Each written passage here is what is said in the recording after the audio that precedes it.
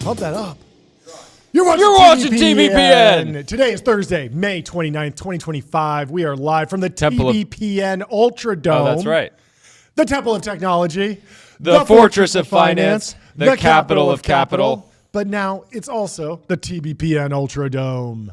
You heard it here first. It's a rough year to be a Superdome. Yeah. Because you thought you were at the top of the food chain, just as far as domes go.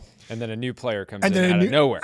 No one saw it coming. No one saw it Kind of like Google we did. Tries to react to ChatGPT, kind of blindsided by this LLMs. Is like a ChatGPT moment for Superdomes. Yeah, exactly. The Ultra Dome comes out and you're like, no, well, now maybe we have to build an Ultra Dome. Maybe we got to compete. How are we going to do that? So we'll go dome for dome with the best of them.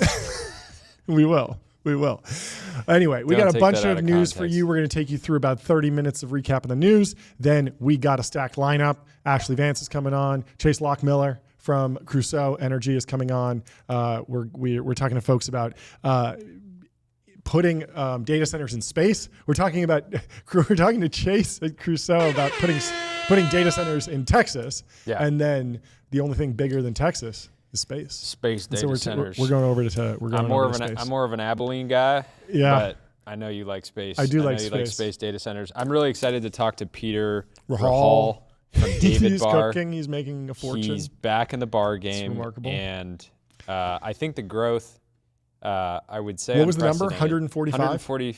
They're targeting 140 million in revenue in the first 12 months of operations. That's insane.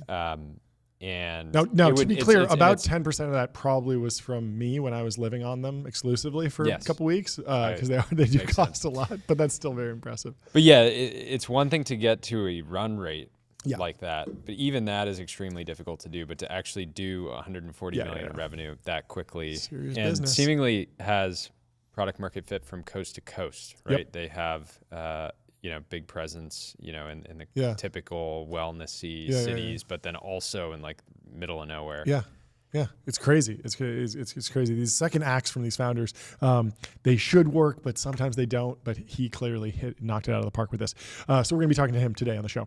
Anyway, speaking of space manufacturing, space data centers, we have an update on Elon Musk. He's leaving Washington. Here's how that affects the Trump agenda. Interesting story with Elon. Obviously, he went into DC, built out the Doge team, had some wins, had some losses, some setbacks, some arguments, some debates.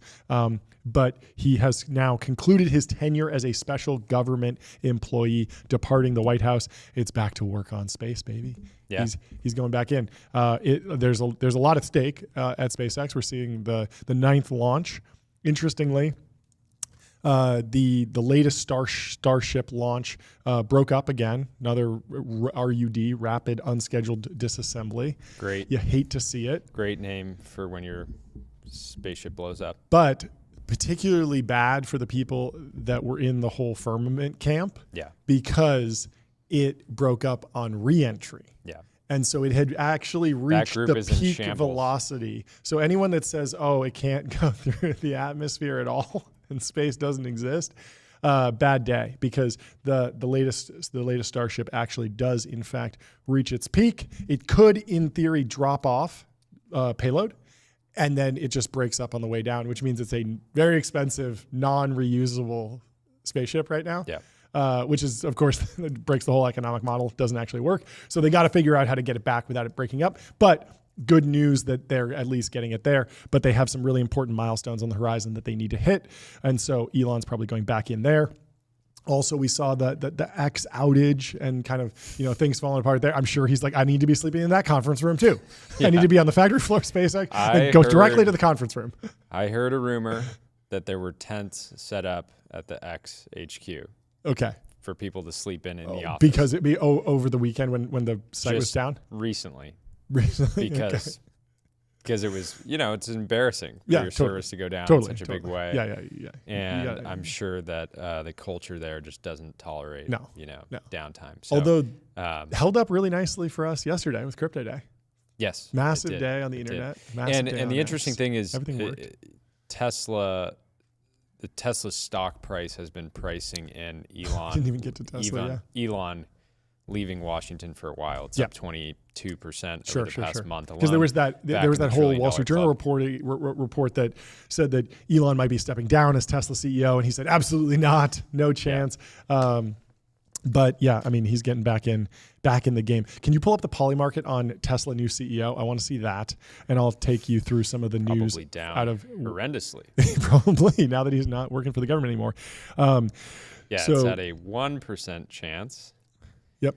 As of today, So when is Elon Musk leaving the government exactly? As a special government employee, Musk's tenure was limited to 130 days, which runs out at the end of May. A White House official said that Musk's offboarding started Wednesday, adding that he hadn't been a regular presence in the West Wing in recent weeks.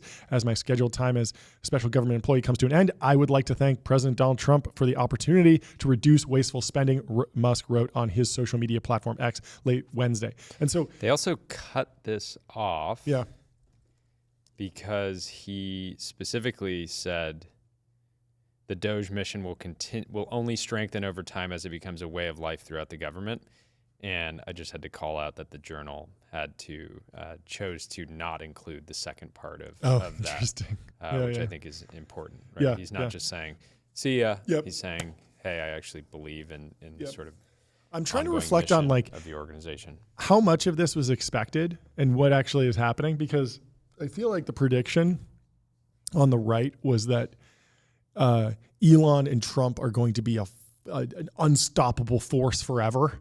And they're going to reign forever, and they're going to clean up the government and do everything. And then on the other side, on the left, it was like they're going to have the most massive blow up, and they're going to be at each other's throats, and they're going to hate each other, right? And it's like, what actually happened? Like, seems like they kind of did some work together. They worked on a project together. They did a group project, school project, and it seems like maybe they're still kind of friends and kind of chilling, but also Elon's I got other stuff to do. I think that Tesla Model Y is still parked outside of, or it's a S Cybertruck or S? Model S. Okay. Trump got the red Model S. Oh, he did. Parked it out front. Yeah. I'm it doesn't seem like a blow up entirely. At least not from Trump and Elon. They seem to get along. Although Elon did say it seems like Elon's more disillusioned with government overall, because he said he's not going to be donating again. And that it seemed like there were so many special interests that once he got into the swamp, he was like, it's just too swampy. It was like me with my HOA. bought my house, went to the first HOA meeting, being this is a bright future. I'm excited. I'm going to revolutionize HOA. There's so many obvious things that we could do to improve the operations of the neighborhood. Yeah. Realized very quickly that there were some major, I think you weren't chaotic enough. You should have launched an HOA coin immediately. Yeah. Really shook things up. Nobody's building at the intersection of HOAs and crypto. No one is. White space. Long leg, get on it. White space. Anyway, the Democrats are taking a little bit of a victory lap. Democrats took credit for Musk's decision to leave Washington, arguing that the extensive litigation and public pressure surrounding Doge forced his hand. He lost, democracy won, wrote Norm Eisen, a co-counsel for the House Judiciary Committee during Trump's first impeachment. Which is interesting because as a special government employee, his tenure was limited to 130 days, and he's leaving at the end of that. Yeah. So taking a victory lap normal. That's like saying you hired a contractor. But also, I don't know. I feel like that 130-day thing, we're kind of hearing about that for the first time now. That wasn't the way it was messaged beforehand. it was definitely messaged like Elon's going to be part of this team for 4 years. Like expect Doge to go on a generational run here and do a lot. It was not like, oh, Elon's, hey, just to set the record straight up front, he's going to be in for 130 days. So like, let's see what we can do then. Yeah. This is the first I've heard of the 130-day thing. So it feels like a heard of that from another guest that we've had on the show who is a special government employee, and he had messaged it to me earlier, like, it's just a sprint. It's a sprint. Okay, interesting. And that's cool. That was kind of core to the Doge strategy from the very beginning, is special government employees that are on these sort of shortened stints. Yeah. That makes sense. So what did he actually do while he was in Washington? Asks the Wall Street Journal. Musk came into the government with bold plans to slash spending by as much as $2 trillion. In rapid-fire succession, Doge and Musk dismantled agencies such as the U.S. Agency for International Development and the Consumer Financial Protection Bureau, leaving thousands of federal employees out of work. Musk and his Doge team emerged after Trump's inauguration with a series of shock and awe moves that rattled the federal workforce.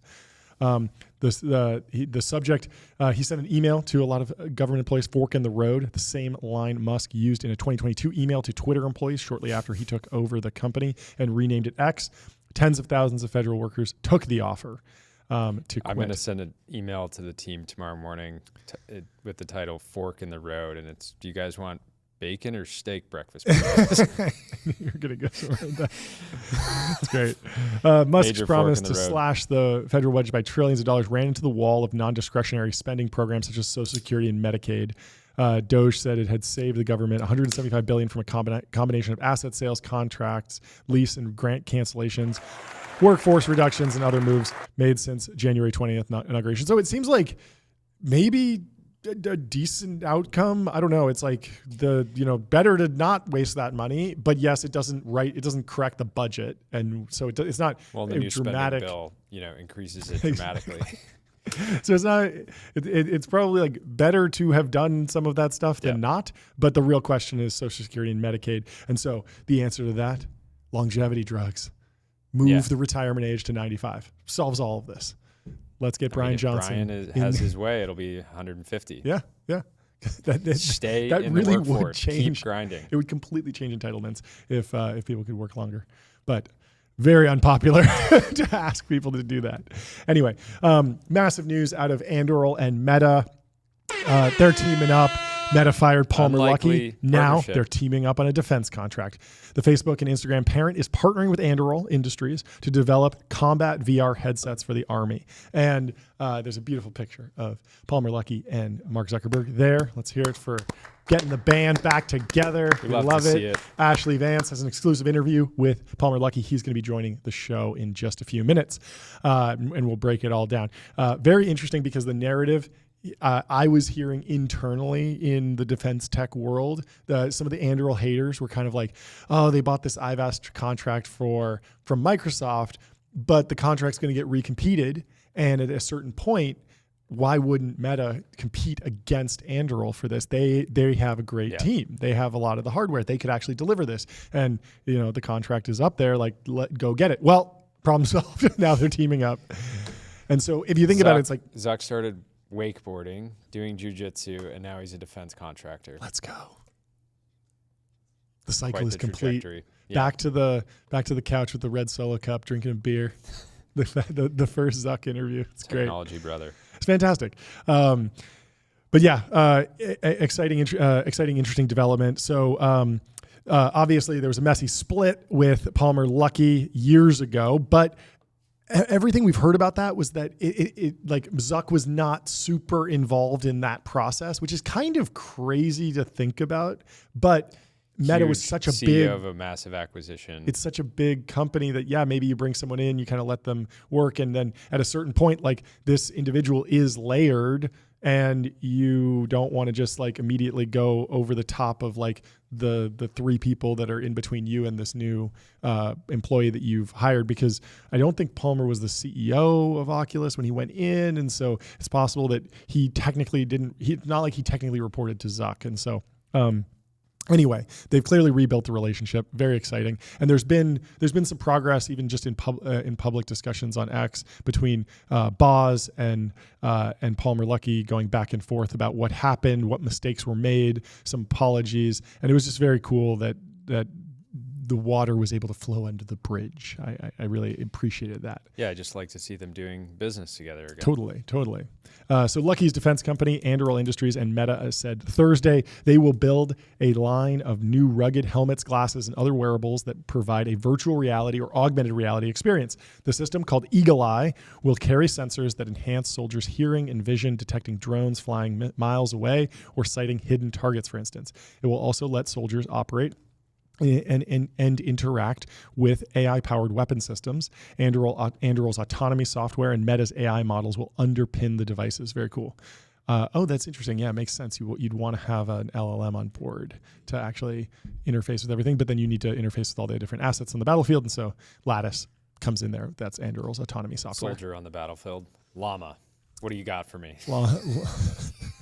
Yeah, it's like, it really is turning into Call of Duty. ChatGPT, but it's like, hey Llama, what should I be paying attention to right now? It could get really dark. Llama, I'm bleeding out. Send the medevac.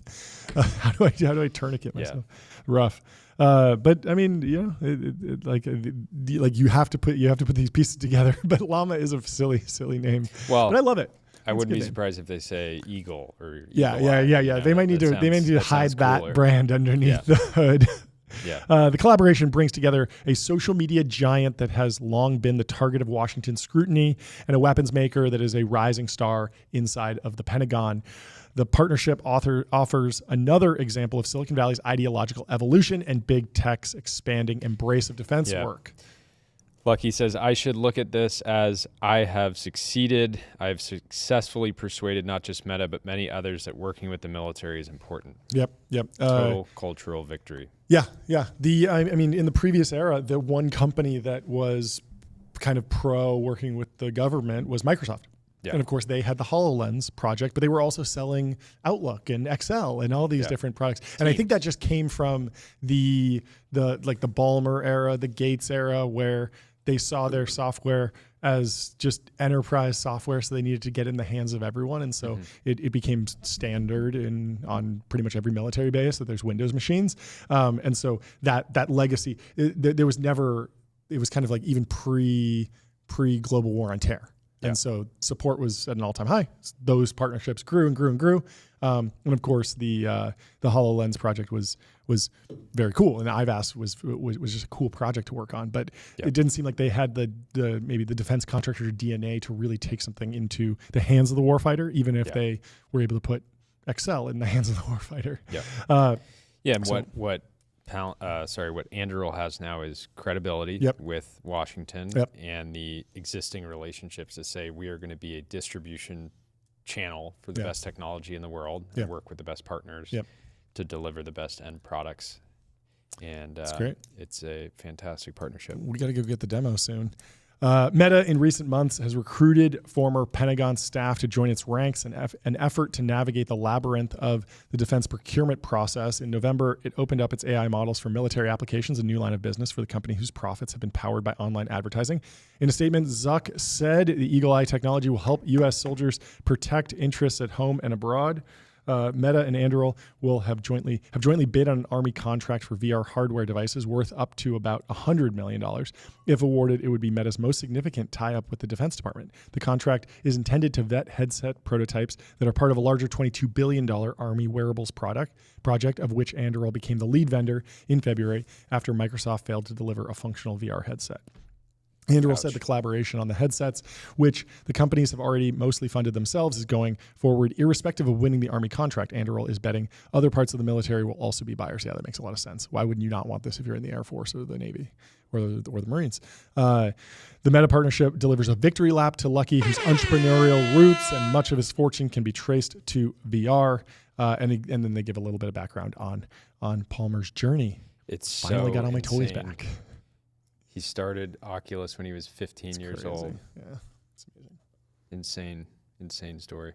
The The new partnership gives Lucky access to all of his old VR designs, plus newer tech his team has built after he was fired. I finally got all my toys back, Lucky said. I love that. That's amazing.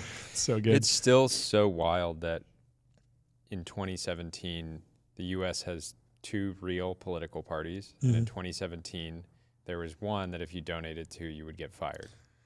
It made me very frustrated at the time. It was very, very rough.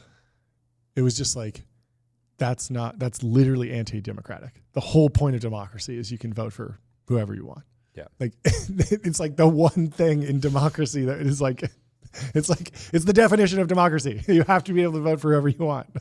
Yeah. Like it's like everything you've learned about how America's supposed to work is now just at stake. Is bad times. But yeah, there's 2 parties, but you can only donate to one of them.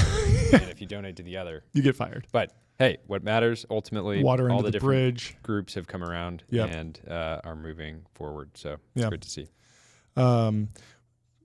In other news, we should go through. This is a story that a lot of people have been asking me to kind of dig into. I was talking to Jordan Schneider over at China Talk about this. He said it'd be great to get people's view in tech around this more political story, which we don't really cover, but. Trump's, currently waging a war on American universities, which does have some tech implications in the sense that, the Thiel Fellowship has been renegotiating the relationship between entrepreneurship and higher ed for a long time. And then also a lot of tech companies hire from elite universities. And so Trump has been threatening to withhold billions of dollars in federal research funds to punish campuses. There's a story in the Journal here about the punch that launched Trump's war on American universities. So I still don't know. I still don't know exactly the angle of this. I think it's something that we should dig into. I think the big question is like, America has national interests, has different security interests, also has competitive dynamics around brain drain, and we want the top entrepreneurs, we want the top technologists, the top O1s. The administration has a view, big tech companies have a view. It would be interesting to hear from tech leaders on where they think these policies should go around the top research universities. When you talk to the biotech folks, they're like, we need research to be done in universities funded by the government in order for our business to make sense. You don't hear that much from tech companies. They're like, the next big AI breakthrough probably just going to come from Google. They won't be able to productize it fast enough, and we'll just roll it out into some B2B SaaS. Okay. But at the same time, there are a ton of AI labs, Silicon Valley tech startups that want to hire tons and tons of talented individuals from all over the world. And there's big questions about how the Trump administration is affecting that. There's that famous quote from Trump on the All In podcast saying, we should staple a green card to every university diploma. And this feels like the opposite of that.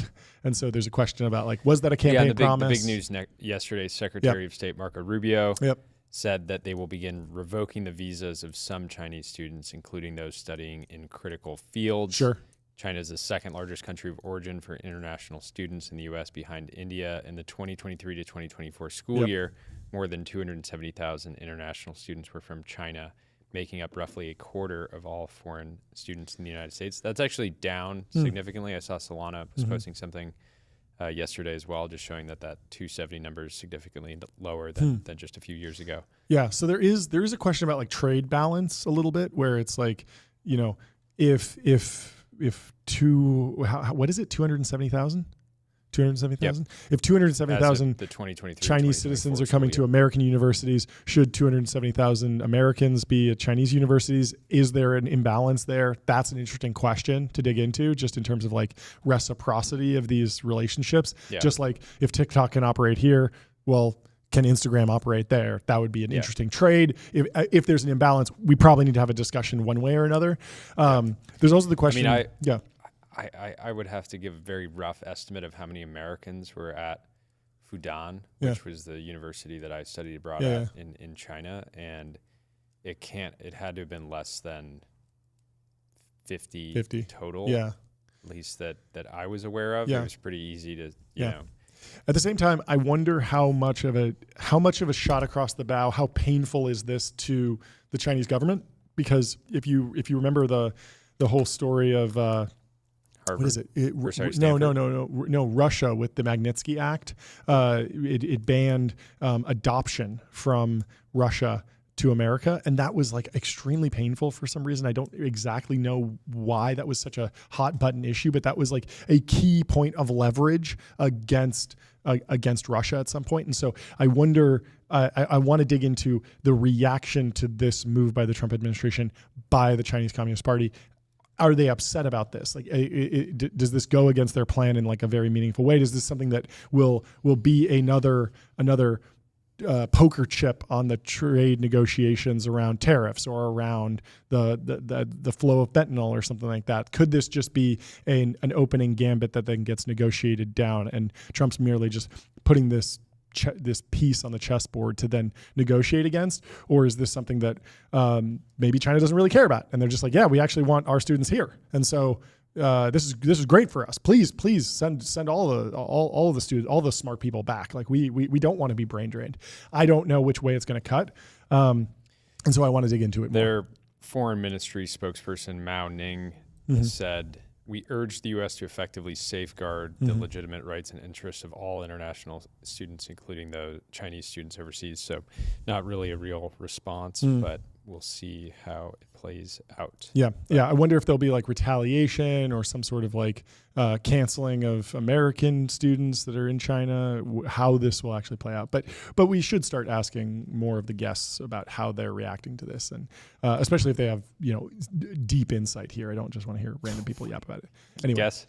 Guess how many American students studied in China in 2024? 5,000? Guess again. 10,000? Guess again. 1,000? 800. 800? So I was pretty close with being like, this was like 2016. I was like, maybe there's 50 other students here. That's really low. 800's nothing. Yeah. I mean, we have like millions of college students in America, right? You would think that, a couple percent of them would be over there on at least like one semester or something like that. So there was 11,000 prior to the pandemic. Okay, wow. It really fell off. 90%. That's crazy. Wow. Anyway, in other Asia news, Kim Jong-un launched a new North Korean warship using a risky side launch technique, and it completely crashed, I guess. Yeah, that's brutal. Yeah, after that soundboard hit, you can never go to North Korea. Pyongyang is not going to be happy to see that. We're not going to distribute the show in Pyongyang anytime soon, unfortunately. No. The unconventional technique for launching a big military vessel points to North Korea's haste in modernizing its outdated navy and lack of resources. Kim Jong-un witnessed a warship topple over during its launch, deploying a risky side launch method. Naval experts cite inexperience, a rushed timetable, and top-heavy warships as factors in the failed launch. North Korea chose a side launch to save costs, while the U.S. and South Korea used safer floating dock launches. Oof, very, very, very rough. Imagine you're just like, so Kim Jong-un, he traveled to North Korea's City of Iron. Okay, you got to hand it to him. That's an amazing name. Let's hear it for the City of Iron. City of Iron. It's where they build the ships. Isn't that amazing? That's great. So they have a major industrial. Yeah. You got to call a spade a spade. We're just calling balls and strikes here on this one. We're pro North Korea now. The City of Iron is just too good. It's home to a major industrial shipyard where a hulking warship awaited him. A VIP podium had been erected alongside the port for the vessel's launch.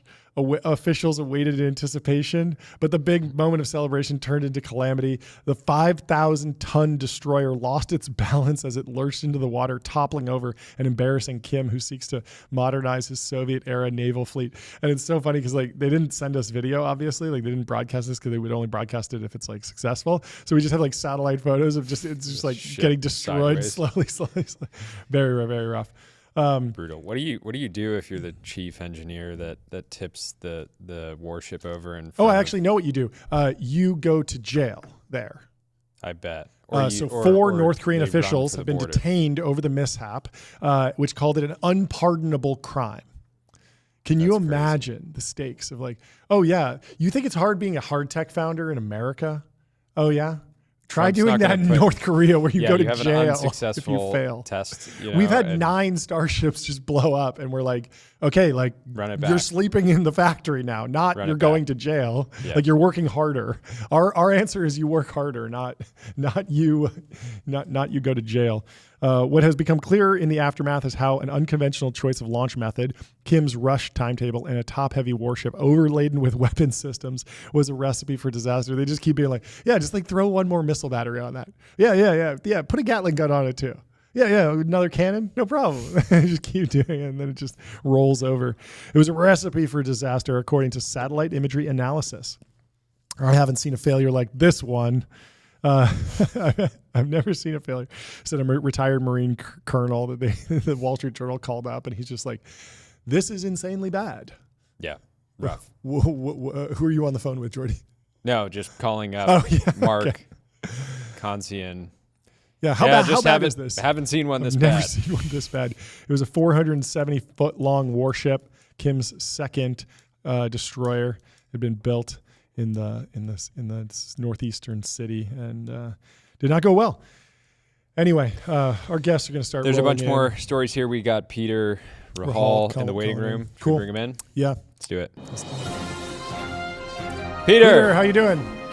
Welcome to the stream. Nice sweatshirt. Looking good.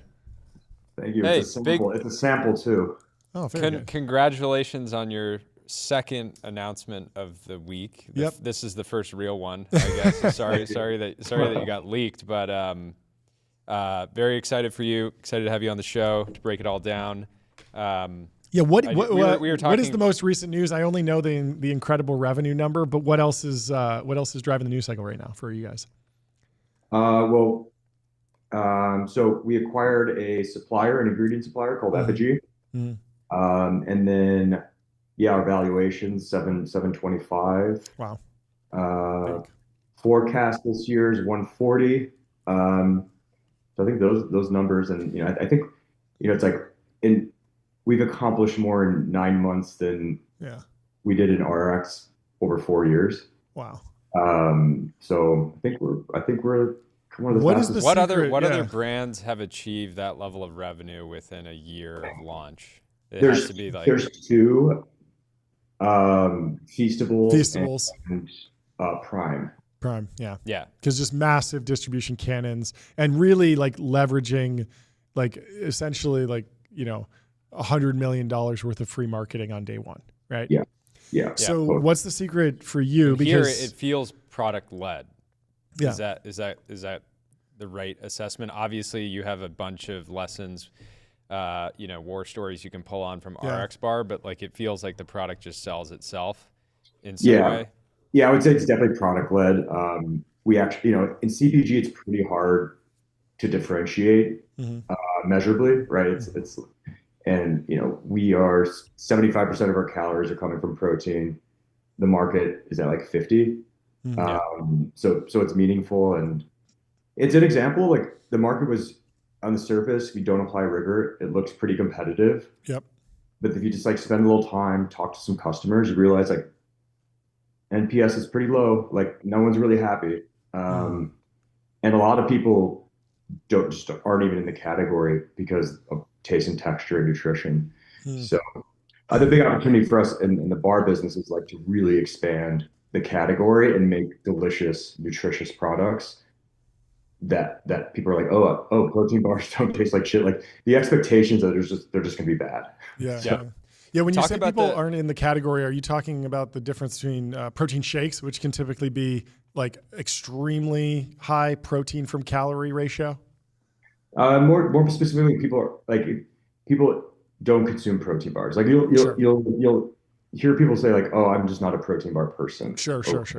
Yeah, that makes sense. And so those are the people, if you ask them like, why not? It's fundamentally taste. Yeah. And I want to kind of push back on this idea that it's product led. I agree that there's product differentiation, but this feels like it's only possible from you, because if you call up a major distributor or supplier or retail chain, they say, yes, I know you. You have a win under your belt. I'm willing to go big, and we don't need to do some long extended test. This isn't to knock you. I mean, this is why you worked really hard and you're reaping the benefit of that. But is that critical, or do you think if you were nobody and you were cold calling? My position is more so like Peter would have the relationships to get the bars on the shelf, but he's not making, holding every customer that walks into the store at gunpoint. That's being true. Like, buy my product. It is very different than Mr. Beast and Prime, where you have like major influencers driving this. Like it is more product led in that sense.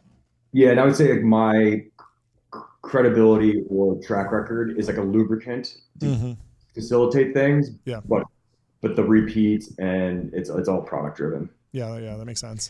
Talk about the decision to acquire one of your major suppliers. Was that something that you anticipated doing a long time ago, or what was the point that made sense? Yeah. So when we started, in our business, you don't want any single source supplier. It's just too much risk. So it can become a nasty dependency. So we identified the technology, the ingredient, and was like, this is like magic, like technology should feel. Got close with them, became 90% of their volume. So we were basically 90% of the revenue. And it just made sense to vertically integrate and de-risk it. And so we can just control the supply. And I can't imagine a company without us being together, and enables us. It just like totally widens the aperture of like where we can go, and truly have a platform for across different products, different brands, different consumer needs. How did you dig into like the defensibility around that intellectual property? Because I feel like the gold standard for defensible IP in anything FDA regulated is probably pharmaceuticals, like drugs. But as we've seen with like the Ozempic, Wegovy transition, like even GLP-1s, they were able to kind of eat at the edges. And now Eli Lilly is taking share from Novo. And it feels like if it can't work in GLP-1s, like how can this possibly hold in a protein supply chain, right? Like you're going to get someone who spins something up that's like one molecule different or something like that. Is that a risk, or did you dig into that at that level of depth? Yeah, I mean, there's really one process to make the molecule. Sure. And it's like sure someone can go try it, but like we'll just litigate, and then so that you calculate that. And I guess the bull case is that like, you could go and fight on the IP stuff, but at the end of the road, you don't get a pharmaceutical product, you get a CPG brand. Yeah, exactly. And so it's like, ROI's not there. You're going to have to fight real hard. And at the end, you also have to build a brand, also do the distribution, and also, whereas, Eli Lilly, like if they spend a bunch of money to figure out how to, alter the GLP-1 to get a drug that works, like, well, then it's just a matter of doctors prescribing it. Right. And it's like, and it gets paid. In CPG, you kind of have like 2 years runway before someone copies you. Yep. So now we have like structurally 9 years. Yep. And I think by that time, it's kind of too late. Yep. I mean, you already see that with the 140 revenue. Like as that gets bigger, it's just going to be, ubiquitous, and you own all the shelf space. So even if there's knockoff copycat, it's like, you're already big. You're less than a year in post-launch. What does a good outcome look like? You've already had a multi-$100 million exit. I imagine you're aiming a lot higher here, but what is that in your mind? Yeah, I try not to think about the outcome too much, but I do.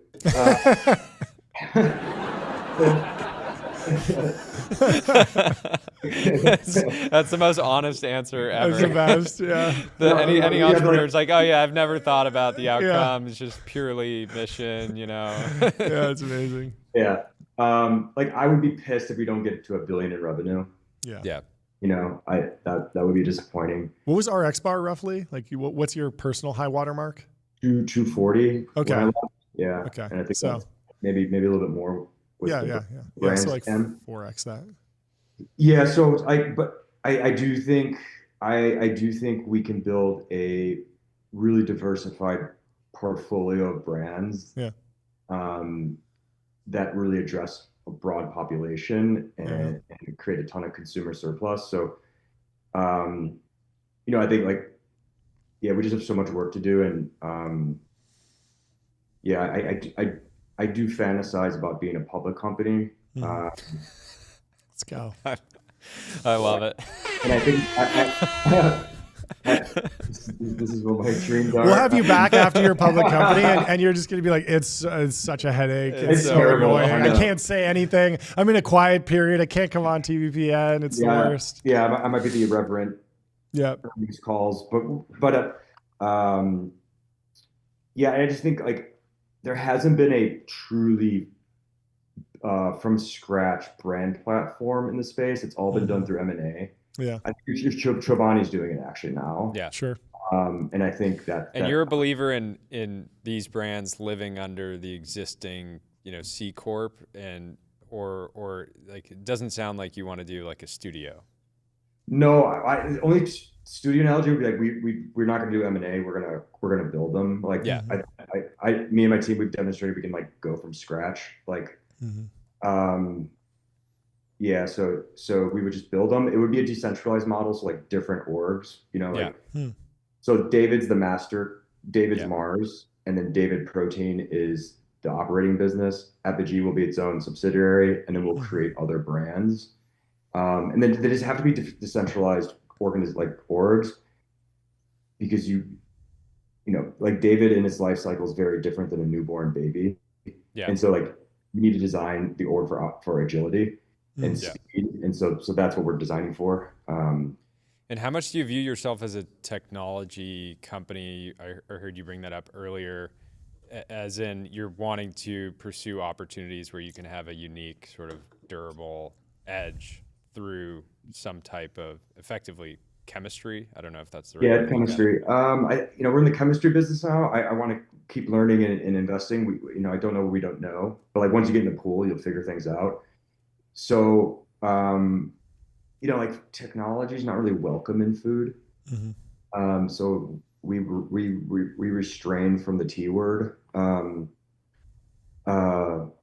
But yeah, we want to keep making really valuable products. Like that's just our focus. And obviously technology is really the best way to get there. Have you mapped out you have what it technology. takes? Yeah. You have investors that are traditionally technology investors. I mean, I don't think I've ever seen Green Oaks do a CPG round. Yeah, the last deal they did was like Windsurf, right? Or like the last big outcome for them.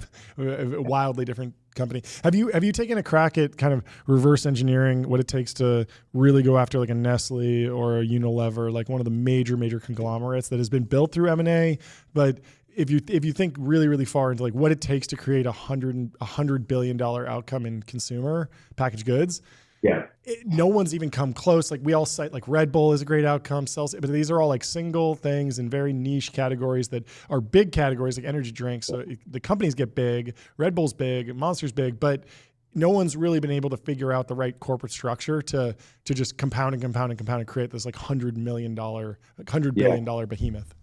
Yeah, so the key way to address the really large TAM in consumer food is through different brands that have different DNA that address different sort of problems or consumer state like needs. So like David, I use the analogy of like brands are just human beings. They have fathers, they have DNA, they have behaviors, beliefs, they have friends. You got to let that brand or that asset be itself. Like you can't jam it into places it doesn't belong. So like the David brand with our future portfolio and optimizing for calories coming from protein. So when you look at David, it's like the most protein, least amount of calories. Yeah. That TAM is probably 1.5 billion in revenue in the US. So you really need you need like a house of brands to go after very different parts of the population. That's one, and then international. They're mega scale and they're global. So that's the key thing. What's the pushback been like from kind of like the trad community that wants to do everything all natural, everything like, farm to table, the Michael Pollan crew, the RFK crew, like there's all these different different segments of kind of like anti-modernity in food. What's the reaction been like? Yeah, so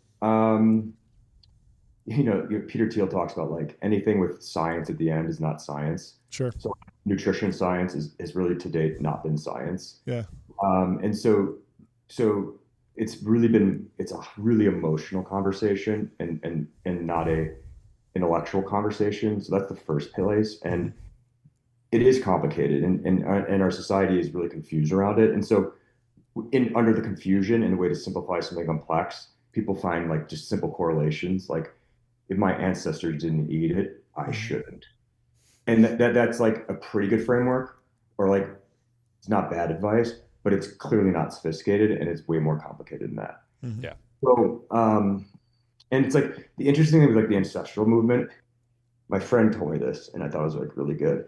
It's like the ancestral food movements, like it's like post-traumatic stress response. Like it's like a post-trauma response where you're like you just stop and you like don't progress and you actually go backwards because you're scared to make it worse. And perhaps that's because food fucked up and food, got run by CFOs who just cut the bottom line and just cut. But I do believe like there's a way to advance food in a way that, and it isn't that scary. And so I think I goals to have like a more intellectual conversation on food, like, not something like, oh, I can't pronounce it, therefore it's automatically bad. Yeah. Makes sense. Like food is about like nutrition is about like it's pretty simple. It's about the 80%. Like don't overeat calories, don't be fat. Turns out that's fucking terrible. Don't spike your blood sugar, and get enough protein. Yeah. And hit the gym. I wish we had more time. There's a bunch more questions I have, but congratulations on the milestone. Yeah. Just getting started. Cool. And appreciate you coming on. Yeah, we'll talk to you later. Congrats. Cheers. Bye. Next up, we have Ashlee Vance. You know that Green Oaks is underwriting that to small chance of $100 billion. For sure. It's like that's why they're doing the deal. Neil Mehta, undefeated. Next up, we have Ashlee Vance coming in the studio from Core Memory. Bring him in. How you doing, Ashlee? Good, look, boys. he's in the new studio. New studio reveal. Let's go. Exclusive.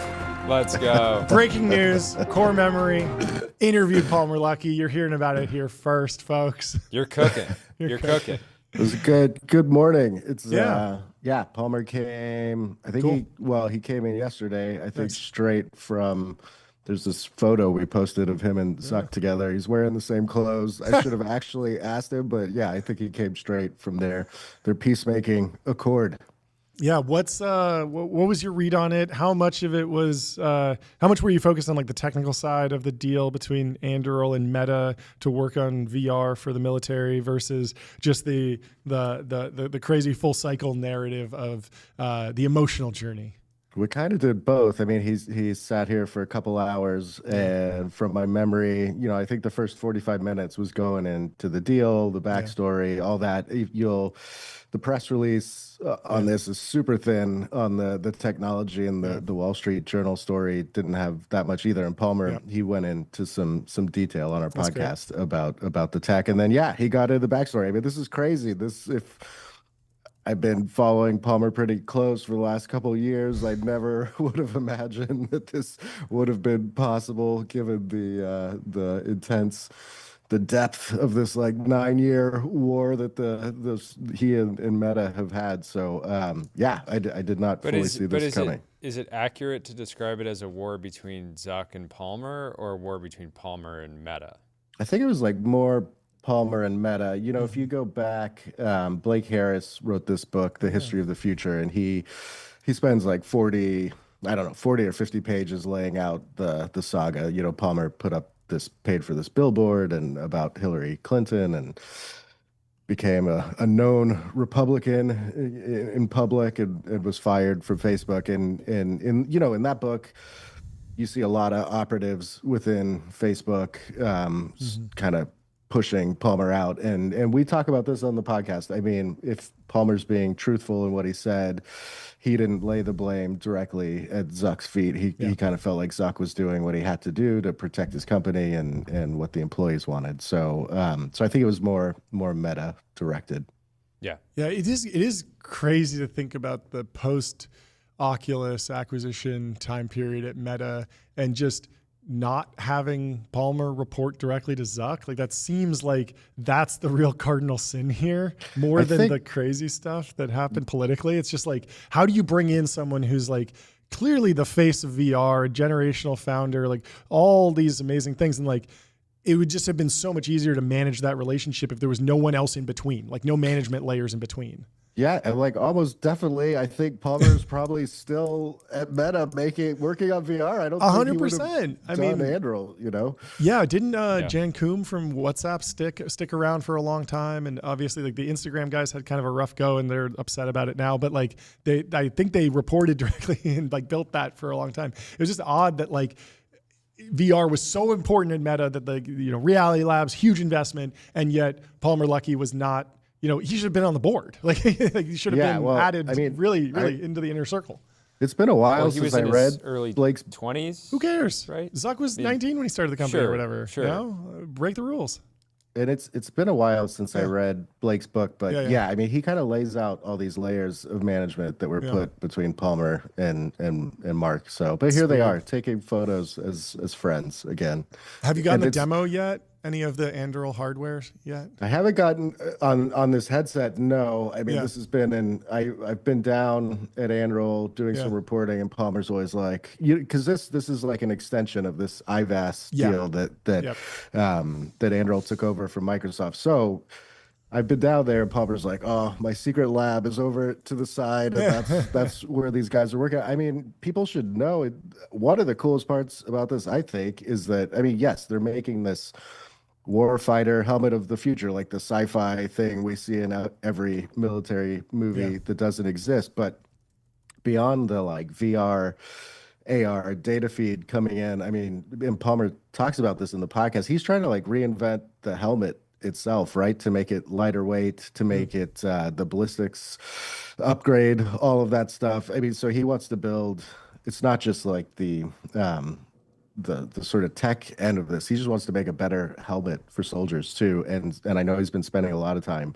on all the materials and things like that. Yeah. Have you been tracking any of the other developments at Meta? There were some setbacks with the Llama team. It seemed like they kind of went a little bit too far into the pre-training paradigm and maybe not enough in RL. And so Llama 4 is kind of falling behind in some of the benchmarks. At the same time, there's some really amazing VR demos that are coming down the pipe, like the Orion augmented reality glasses. And then even just like the next Quest headset, I feel like is going to be incredible, because all that work that Apple did to get those incredible screens into the Vision Pro, well, like Zuck's probably going to be able to buy that because it's 2 years later now. It seemed like that was something that was unique to Apple, but only for a small period of time. And Apple kind of whiffed on actually getting that into the hands of millions. If it's in the next Quest, it could be really cool. So any takes on what Meta's been doing in VR or AI lately? I mean, I do not follow them as closely as I do some other companies. The thing that's always stuck out to me was when they bought Control Labs, which was doing this weird take on a brain-computer interface by reading the motor neurons in your wrist, and we've seen Meta do some demos around this kind of like new interface using your body and your brain to navigate computers. I actually think that's like the it's probably one of the hardest things they have to pull off, but it's kind of underreported in some ways because, I mean. If you look at trying to read the tea leaves on whatever OpenAI and Jonny Ive are doing, we're lurching.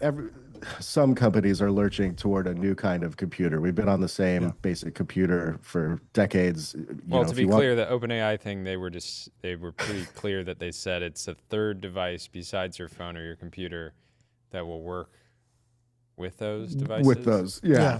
No, that is fair. That is fair. I still feel like everybody wants a new toy. This is the Give us a thing, new right? toy. And somebody will figure this out. I am confident. I'm old enough to remember, like, when I first started reporting, Yeah. it was like exciting. People had different operating systems. They had Yeah. different takes on computers all the time, and I just feel like we've lost that. So this is like Wait, one of the most what are you exciting. talking about? The new iPhone, it has a button on the side. There's an extra button now. We can only refine the bezel so much, You're looking a gift horse in the mouth, Ashley. Come on. This thing is awesome. I have a bone to pick with you guys, Please. which is, you got this glowing profile in the yeah. information about your new media empire, and I was quoted in the story, and they didn't even bother to mention my new media empire. I mean, no, boo. Sorry, I hit the wrong effect. I hit the wrong effect. Yeah, I mean, it was half like complete Glazegate, like just so over the top, like lavishing praise on us for genius and reinventing media as a whole from the ground up. And then the other half was like a complete hit piece. It was brutal. And I guess you balance those out, and it's like, kind of a nuanced take. But yeah, they did some people dirty. They put us in quotes. They put us in quotes. But this will be the last time TBPN ever appears in quotes, and the last time that Ashlee Vance has ever quoted in the information without mentioning core memory. Dude, CoreMemory.com. Go subscribe right now.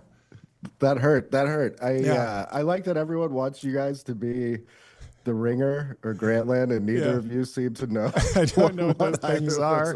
Never But heard of it's them. even worse than that, because people are like, oh, it has like, it's Sports Center. I'm like, haven't watched that. It's Squawk Box. Also haven't watched that. Can you comp it to We're something? reinventing the wheel. We're reinventing the wheel. At TBPN, we're focused on reinventing the media's wheel. Yes. I love it. But yeah, give me the broader update on Core Memory. I know you have a bunch of different products. You're filming movies. You're writing books. You're doing short documentaries. Like, give me the overview, and I want to know specifically about the latest update with Neuralink as well. Yes. Okay. Yeah. I mean, we've launched a bunch of stuff. I'm writing on Substack. We launched a podcast. Palmer is on it today. Cool. And then, I think the thing that we're maybe most proud of, or one of the things, is I used to make a TV show for Bloomberg, and we did very well there, and we kind of killed that, built our whole team from scratch. And so on our YouTube channel and on our Substack, we've got I don't know, they go anywhere from like 8 to 20 something minute episodes that are dives into different inventors and scientists and startups. And then, so anyway, please go check you're kind of those telling out. the story of these like various brotopias that are existing all over Silicon Valley. Unlike some people that only brotopia, we do many female scientists.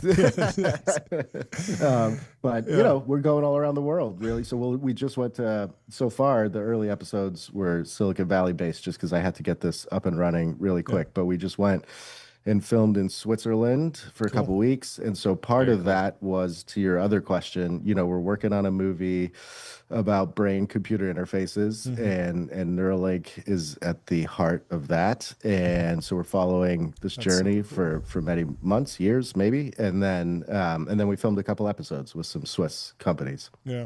How do you think about... What, oh, sorry. Jordy. What's happening in Switzerland? It's it's always like this mixed. Oh God, you're gonna get me on like a Europe rant. I'll try to contain myself. Switzerland is my second favorite country in the world.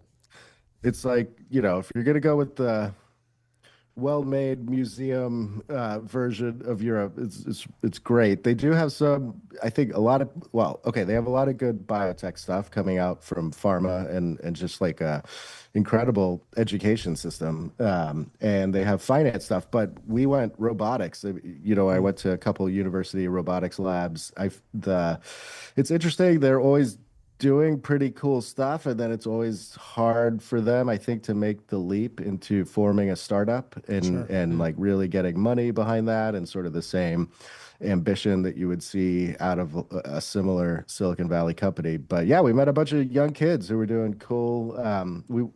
You will see it coming up in a future episode. We had a robotic swan robot swans dancing in a lake, shooting water and lights, and we were up till 2 a.m. filming that. So they actually have Are they putting a gun on them yet? They actually have a fantastic the American robotics thing would be industry. to put a gun on the robot swan. I'd love that. The over in Switzerland, you got to do a profile on this. They have a fantastic robotics industry all around telling the time. And so they have these amazing companies. You should do a whole profile on Patek Philippe, Audemars Piguet, Vacheron Constantin. It's like this machine. It's basically robotics, but just to tell the time. And so I can imagine an Ashlee Vance style deep dive on those companies being really, really good. It's hard tech. I would enjoy that. I think that'd be great. Yeah. But yeah, it was cool. It's cool. They got good energy. You know, the Swiss government really backs. EPFL and ETH, these two universities, kind of on a level that I don't know. I've been all over Europe filming the TV show, and I'm impressed when I go to Switzerland. Do you think American investors should be posted up in Geneva, just slanging checks? Are they ready for American industrial venture capital? Should they go from spending just the entire summer there to spending some time during most of winter and most of winter ski season? So ski season, summer, but then they could also spend some fall and springtime there.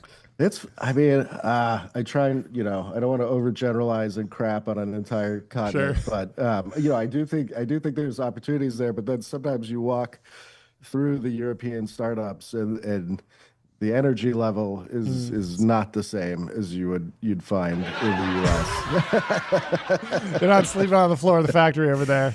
We have billion-dollar companies where the teams are sleeping in tents. Yeah. We're about to talk to a billion-dollar company where the founder's sleeping out in Abilene, Texas, where you got Chase. Have you been to Abilene yet? I have. I went with Sam and I'll name drop. I went with Sam and Greg a couple weeks ago and got the tour. That was like everyone in Europe was asking me, they're like, are we hosed on AI? And I was like, well, I just went to Abilene, and each one of those buildings cost about $50 billion, and they have a lot of them, and you guys have precisely none of them. So I mean, it was kind of like a harsh. I gave a talk in Poland as part of this trip, and people were not aware of the scale of like the investment. Isn't MGX setting up a data center in France? Yeah. I mean, the overall Stargate project is available to other countries, and those deals are being negotiated right now. Because obviously, NVIDIA wants to sell chips, and Crusoe will want to sell energy, and there's a lot of different companies in the Stargate supply chain that want to be a part of that, even if it's in another country. So, but from what I was gleaning from chatting with Sam on that trip, it sounds like France is the only country that's kind of ready to pony up at the we would like to participate level. Interesting. Is it going to be like luxury AI?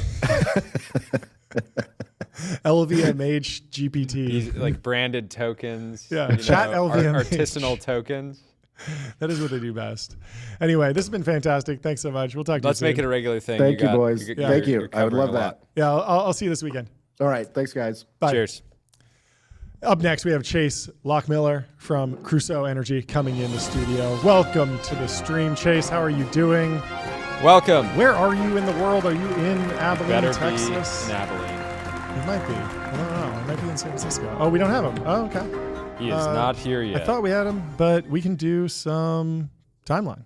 What do we got? Oh, this is interesting. There's a shakeup at AI in terms of who's in charge of AI at Meta, and I want to go deeper here because we're a little bit of an AI day is coming together on Thursday. We have OpenAI and Anthropic on board. We need someone from Meta, so this is a little call out. If you work in AI at Meta, let us know. We'd love to have you on the show and duke it out with the rest of the foundation model company CEOs and research scientists. Lab on lab violence. Lab on lab violence. Anyway, speaking of the man who powers it all, we have Chase Lochmiller from Crusoe Energy in the studio. How you doing? Welcome. Welcome to the stream. We have no sound. Are missing sound. Are you muted? Are we muted? What's going on? Let's check it out and get to the bottom of this. And he builds. We can hear you now. He makes data centers. He's not a Zoom expert. him a break. What is new with you? How are things going? Give us the latest on all the news that came out. I feel like the last 2 weeks have just been Crusoe wall-to-wall coverage. But how are things going in your world? Things are good. Things are busy. Yeah. Turns out, AI needs a lot of power, and all these chips need a lot of data center capacity. So, what we announced last week was, the completion of funding for the expansion of our facility in Abilene, Texas.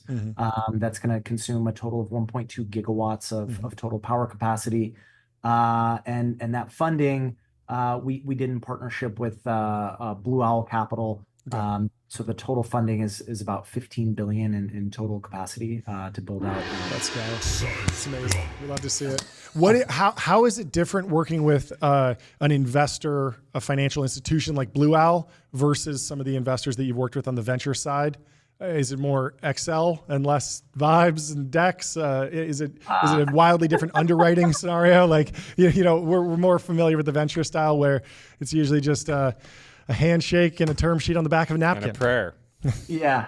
I feel like I left the vibes investors, behind, a long time ago. Okay. That was more like kind of the earlier stage stuff. But yeah. So certainly different. And I think with Blue Owl, they've been a great partner, one of the leading real estate, private equity practices in the world.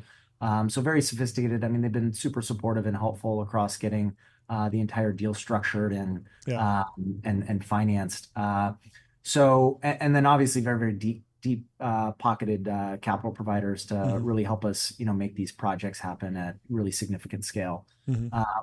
Now, what's different is like this is not an investment in Crusoe, equity, right? This is a partnership with Blue Owl for this specific project. Got it.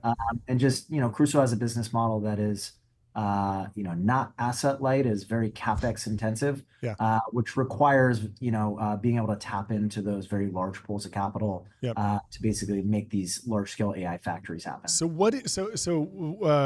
really break down the anatomy of like how these deals work. Is it like there's a new LLC or a new C Corp that's created, and then is there something that looks like a mortgage with like a 30-year payback period, interest only period, and then I imagine that this facility is going to make no money for a few years while you're building it out, but then it'll start making a bunch of money. And so is there some sort of repayment schedule that's responsive to that dynamic? Yeah. So the breakdown of the structuring is this also came out. There was the exact number. I'm sure you can't share but there is construction financing that's being provided by JP Morgan. So on the expansion, it's a little over $7 billion that's being provided by JP Morgan, and then a number of other banks and capital providers in the syndicate, including Bank of America and a handful of others. Cool. But the way it works, I mean, it is a propco, right? So it's a property company that basically, it's an LLC that ends up owning the individual, campus or the individual buildings. All of those buildings have an affiliated lease with them, with our customer, which is a long-term lease agreement. Being able to partner with a large-scale investment-grade customer is really what helps unlock a lot of the capital here.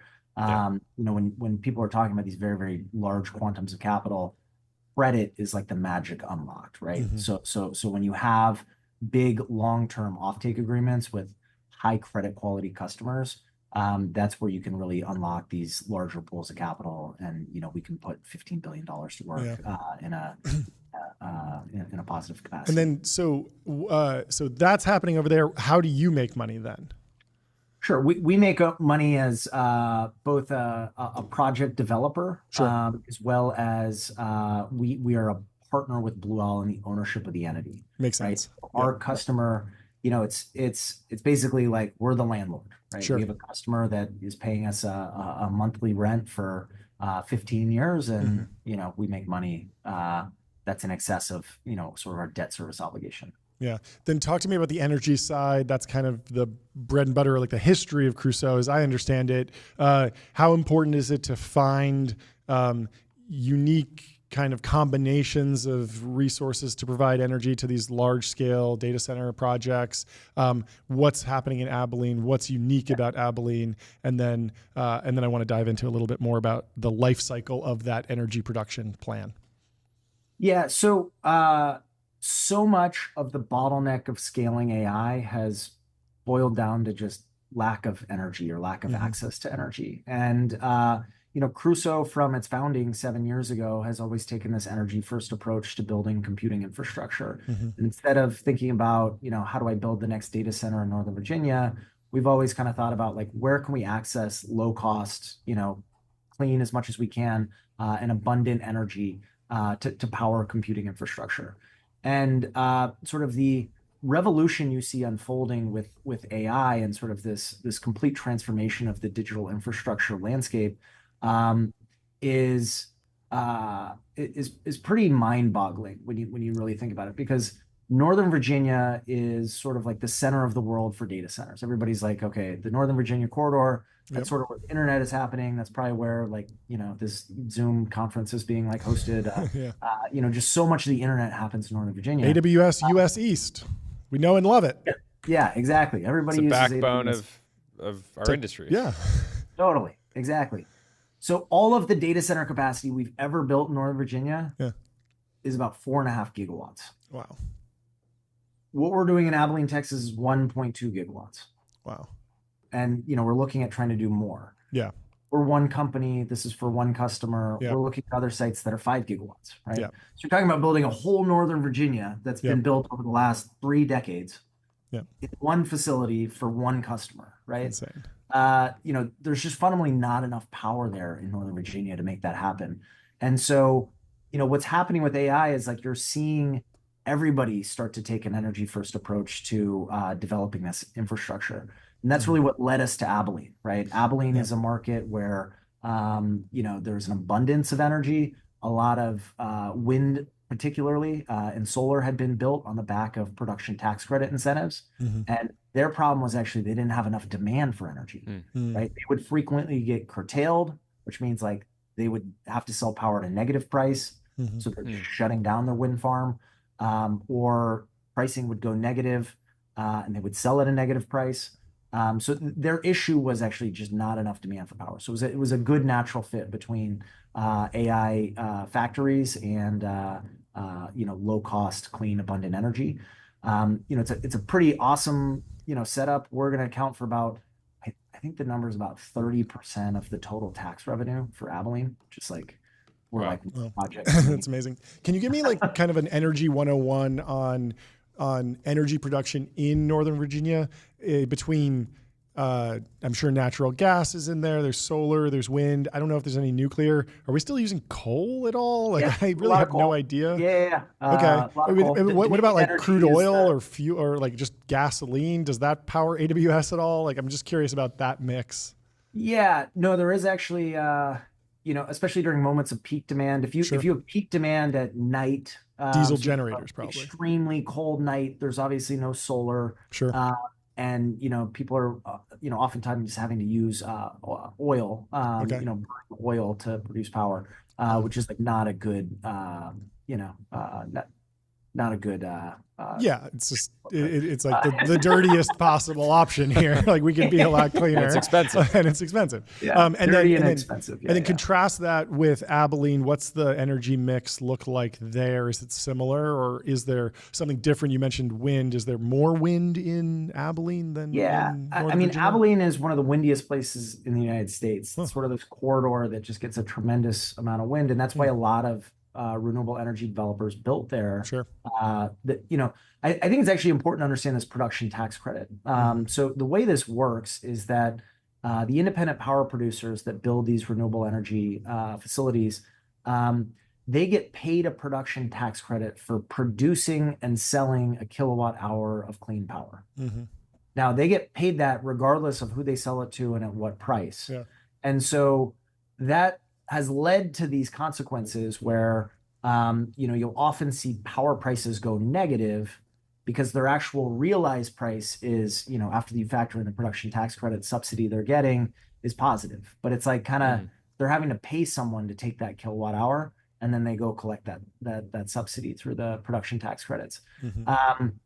So now the issue becomes those production tax credits only exist for 10 years.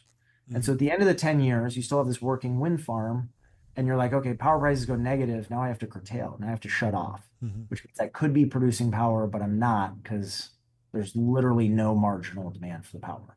And, I think this is where, having this alignment of, markets where you can produce power in a very cost-effective capacity, and you can actually build an AI data center there to soak up that energy, is a very good alignment that, Crusoe's tried to facilitate. Can you talk a little bit about the history of the company? I know that at one point there was some crypto mining with gas flaring stuff going on, and then the transition from that into the current AI boom. Was that a major emotional roller coaster, or did it kind of overlap in a perfect way where it was just like all growth? Yeah, totally. So, we started the company. One of the first applications of energy was as you talked about, was basically capturing waste methane from oil production that would otherwise be flared, and then utilizing that to power initially Bitcoin mining data centers. But we also powered our early versions of our AI data centers. Sure, like smaller training runs, right? Yep. And this was like pre-ChatGPT. This was like, we were working with like, the MIT Department of Physics, doing, early simulations of the Big Bang, with GPUs, and, that's cool. The CCL department at MIT, like, early work in our AI cloud development. But ultimately, when I started the company, I really wanted to build an AI cloud platform. That was like, so a lot of people are like, wow, this was a great pivot. And I always tell them, like, no, this was like the plan from day one, believe it or not. Sure. But I always felt like energy was the thing that tied together all computing infrastructure, and any computing application, when really scaled out, energy does become the bottleneck. And I had seen that and experienced that in these proof of work blockchains like Bitcoin and Ethereum. And I felt like if AI was going to scale, energy would be a massive component in the overall operating cost of operating intelligent systems at scale. And so we did a lot of early investment in terms of like making the platform, work with Crusoe Cloud, and trying to, figure out what we wanted to build and for who. And then, we kind of, with the launch of ChatGPT, it really sort of catalyzed just massive investment and attention to, purpose-built GPU infrastructure. And we had done that from the ground up, all the way from energy, data centers, as well as managed infrastructure as a service at the software layer. Did you lose any sleep over the DeepSeek news, or were you Jevons paradox pilled from day one and you knew that it was just going to keep going? Yeah, I think just like the way that got spun up in the media was like so misdirected. Very pro-China media spin. Yeah, it was like crazy. Very early on. Like I think agree. everybody was like, wait, like there's no chance this was like a couple of hobbyists that had like a couple of GPUs in their garage and they trained this model off of. Like that's just like not what happened. They did this training run with scraps. Scraps in a cave. Powered with a bicycle. They powered. Yeah. Totally. It was a couple guys with pens and paper. Just. But I guess I guess like the bigger question is, as it does feel like we're somewhat shifting from a pre-training to an RL environment. The scaling laws are holding in the macro, but it seems like there's a series of S curves in terms of the different training and improvement paradigms that lead to just better products. And so, yes, we can do another 10x increase in pre-training, but maybe we hit a data wall or there's some problems there. What are you seeing in terms of trade-offs for demand on the data center side as we go through these paradigm shifts in terms of what's important to create a really, really performant AI product? Is it just we're shifting from training to inference and that doesn't even affect you? Does it affect you? Do you need a different build out for a large training run versus just mass inference of complex models consistently forever all the time because demand's so high, but it's smaller models all over the place? Like, does any of that affect the way we build data centers? I think it does affect some of the ways that we build data centers. But to the question of slowing demand, I mean, the conversations that I'm involved in, there's like, if anything, we're seeing demand accelerate. And for, bigger, larger scale clusters, and just the overall demand is increasing quite a bit for inference as well. And I think you see kind of this transition where folks will use a very large AI factory for a training run that gets some state-of-the-art model. That infrastructure is still useful for a long period of time to serve both inference workloads as well as any of these like post-training test time compute scaling chain of thought reasoning models that are really basically taking inference queries and then thinking about them and sort of playing out a whole bunch of different scenarios, and then coming up with better, smarter, more intelligent answers. But and I think that's like the crux of the infrastructure. It's like what we're building are these AI factories, right? So they are factories that manufacture intelligence. They're factories that manufacture intelligent outcomes that are prompted by inputs from users. And I don't see any near-term shortage of demand for more intelligence. What are you bullish or bearish on sort of upstart or SMB players that want to build AI factories or data centers that see the broader opportunity and then are maybe putting together sometimes sophisticated teams, sometimes less sophisticated teams, but able to pool together capital and want to bring data centers online and just assume there's going to be demand waiting there, or just assume that they can actually build something that's state of the art? Pretty bearish. We've seen a massive influx of, we call them like two guys in a pickup truck where I got my cousin Lenny who has like this plot of land, out by his ranch, and there's a power line that goes through it, and he knows someone that works at the powers, just like put up a barn and throw some racks in there. We're a business. Hit up hey, I'm a Google shareholder, right? I'm going to just call up Sundar. We'll get a contract, no problem. I got some 3090s in here. I got I got a couple 1080 Ti's right over there. Yeah. Couple propane tanks. Propane barbecue and GPUs. I think the thing is that these projects, they're so big. That like the capital investment to make them happen is so massive, and you're seeing people speculatively build smaller scale stuff, but the the really big stuff that's whatever, a couple 100 megawatts or gigawatt plus, you really need credit to make it happen. Like I said it before, but credit is the unlock to all of this infrastructure getting built, and we have companies with the greatest balance sheets in the history of business that are going all in on this, technological paradigm shift underway. And with that, you can unlock a lot of, infrastructure capital to make all of this happen. But, if you're going to speculatively, spend, $20 million kind of trying to build an AI factory, it's like shooting a BB gun at a grizzly bear. It's like not.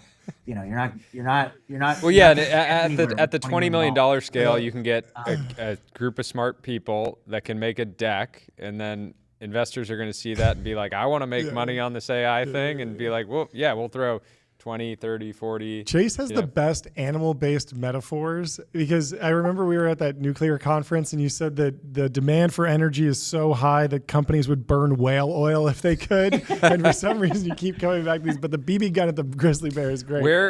So I'm sure you work with hundreds of different vendors for different, components, parts, et cetera.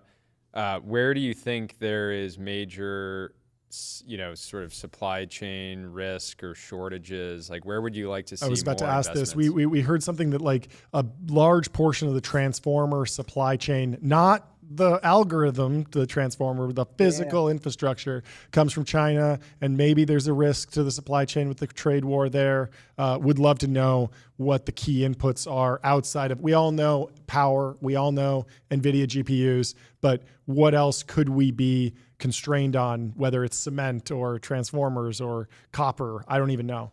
Lay it out for us.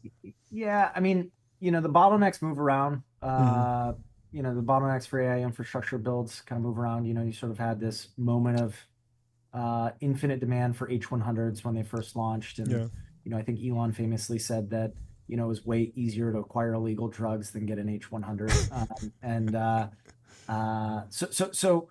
It's rapidly shifted into energy and data center capacity. And what does it mean to actually build that stuff out? High voltage transformers are definitely like a big bottleneck. A lot of that capacity does get built in China. It's a diverse enough supply chain that, I'm not that worried about, trade war kind of impacting high voltage transformers, but they are kind of long lead time assets. Outside of, there's a whole stack in the transformer side too. So like you have the medium voltage transformers, switchgear can be like a major long lead time item that Crusoe actually started manufacturing in-house. So we have factories in Tulsa, Oklahoma, in right outside of Denver, Colorado. When you say switchgear, is that like network switches, like Ethernet routing, or something else? No, sorry.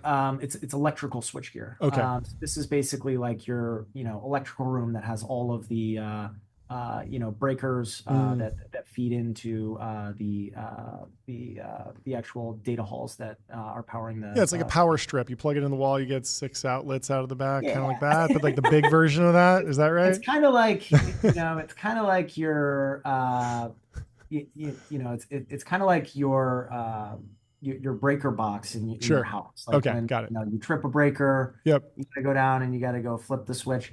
It's like that at a gigawatt scale data center. Something. Yeah, that makes sense. But switchgear is definitely a bobottleneck. Sure. Chillers is another big thing. I think an interesting trend in data centers right now is with the introduction of the GB200, the new NVIDIA chip. Basically, you're seeing this massive transition to liquid cooled computing at significant scale.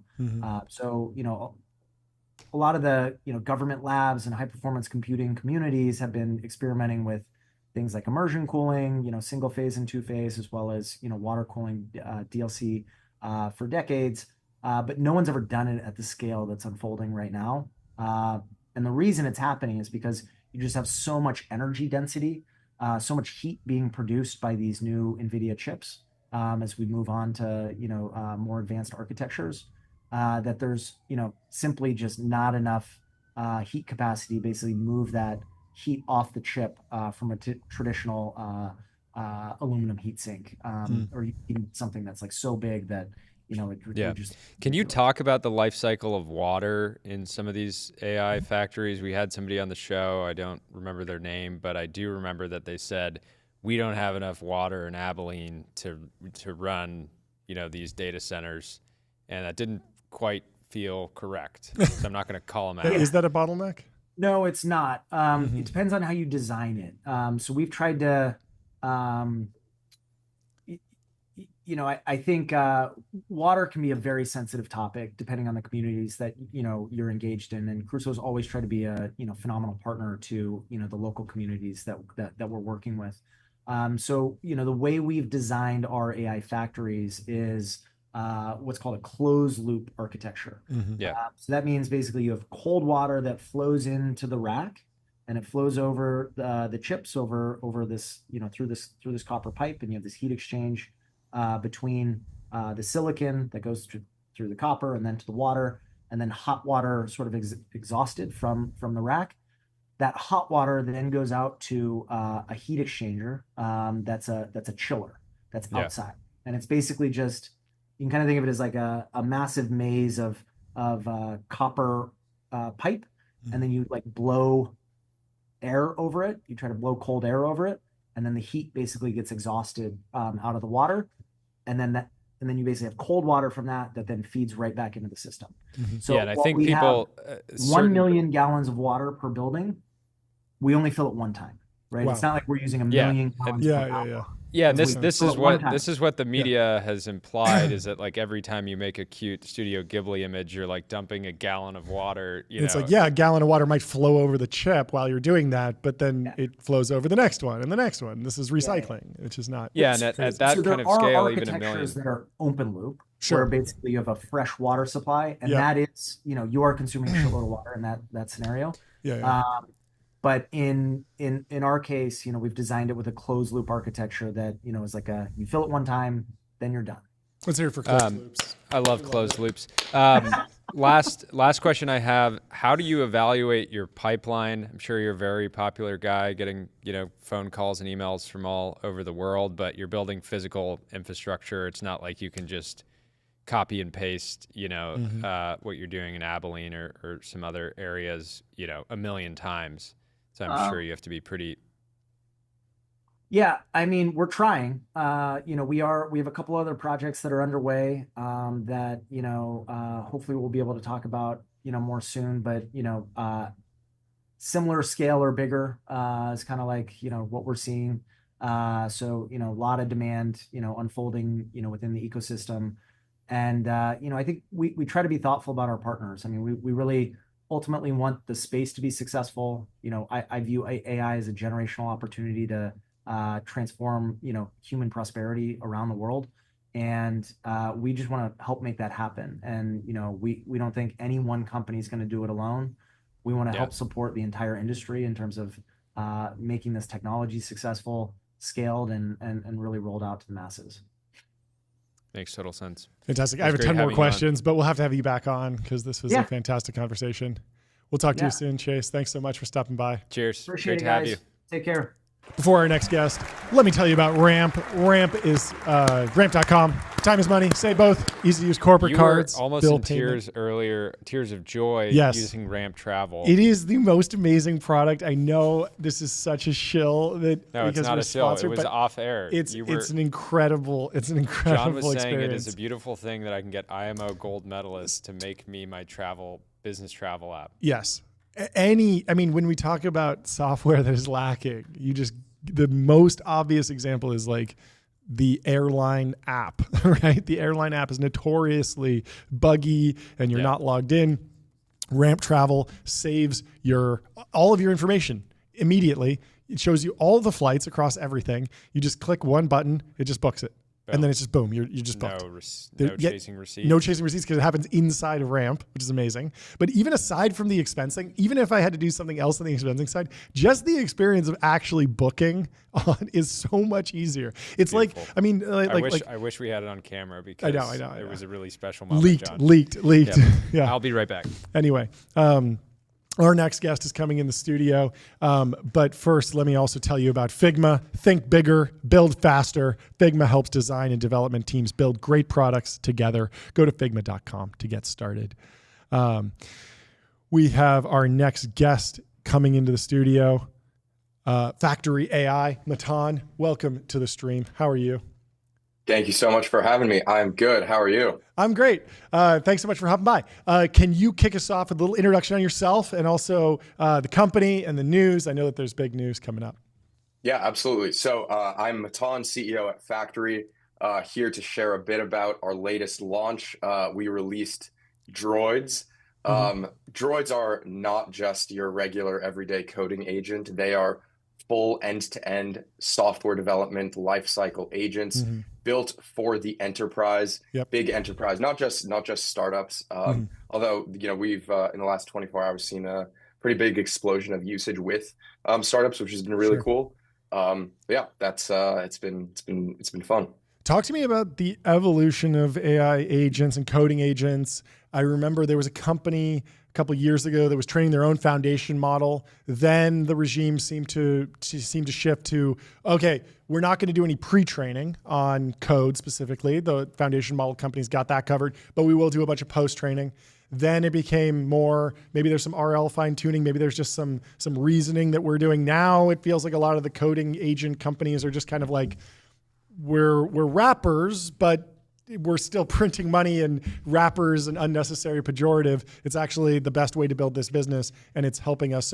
So where do you fall, and what is your take on the different paradigms? I just got here. I got to compliment Matan on the I know. Looking fantastic looking suit. fantastic. It looks Thank great. You. You know, Thank you for respecting. when you come to the temple, you Yes, must be, we you must be appreciate dressed it. appropriately. Yes, thank you.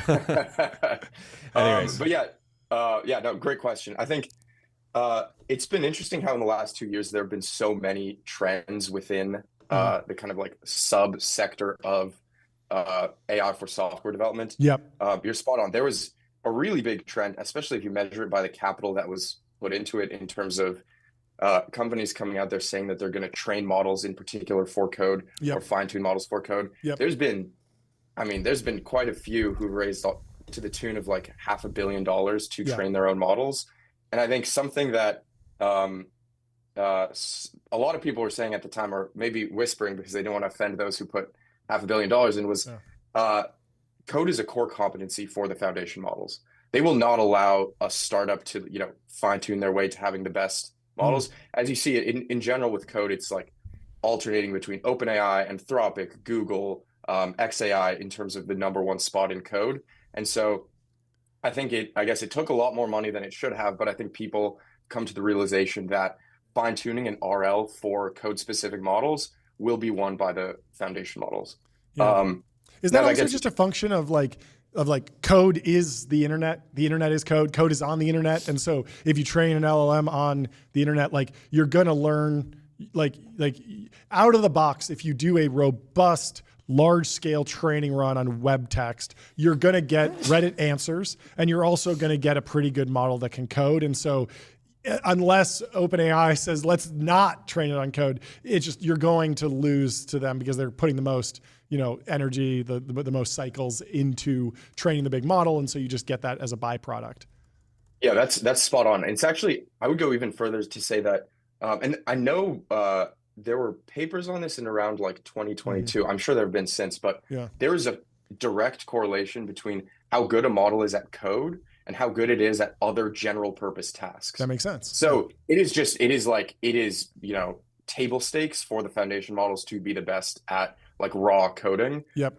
So exactly right there. Yeah. So how do you build a business without getting rolled? Yeah. And how have you guys navigated just partnerships with the labs in general, where you're kind of frenemies? It's like, hey, we can work together. But this is a good question. At some point, somebody's going to try to kill the other one.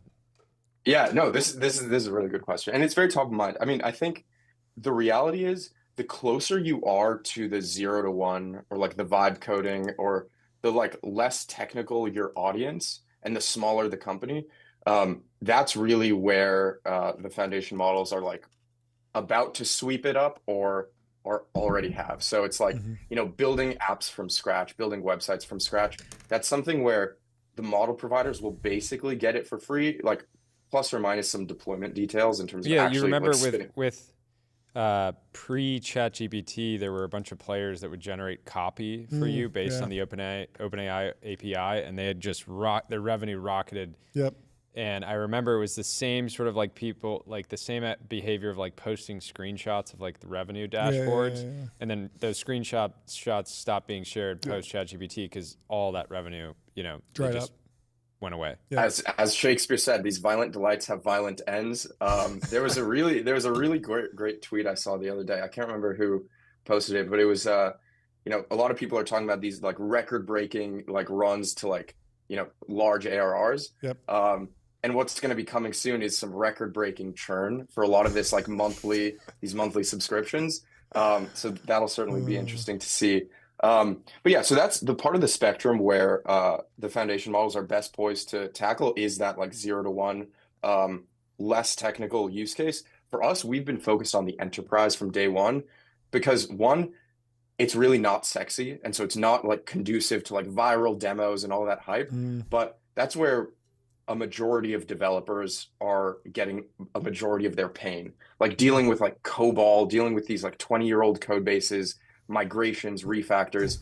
And in order to handle that well, you can't just like one shot with like a Chat GPT or a Codex or a Claude. You need to have deep integrations with their code base, oftentimes it'll be like multi-repo integrations. You'll need to understand not just where the code is now. Nice, love the little thumbs up guy. Not just where the code is now, but how it got there, what the best practices of that org are, integrating with tools like Jira, Google Drive, Sentry, Datadog.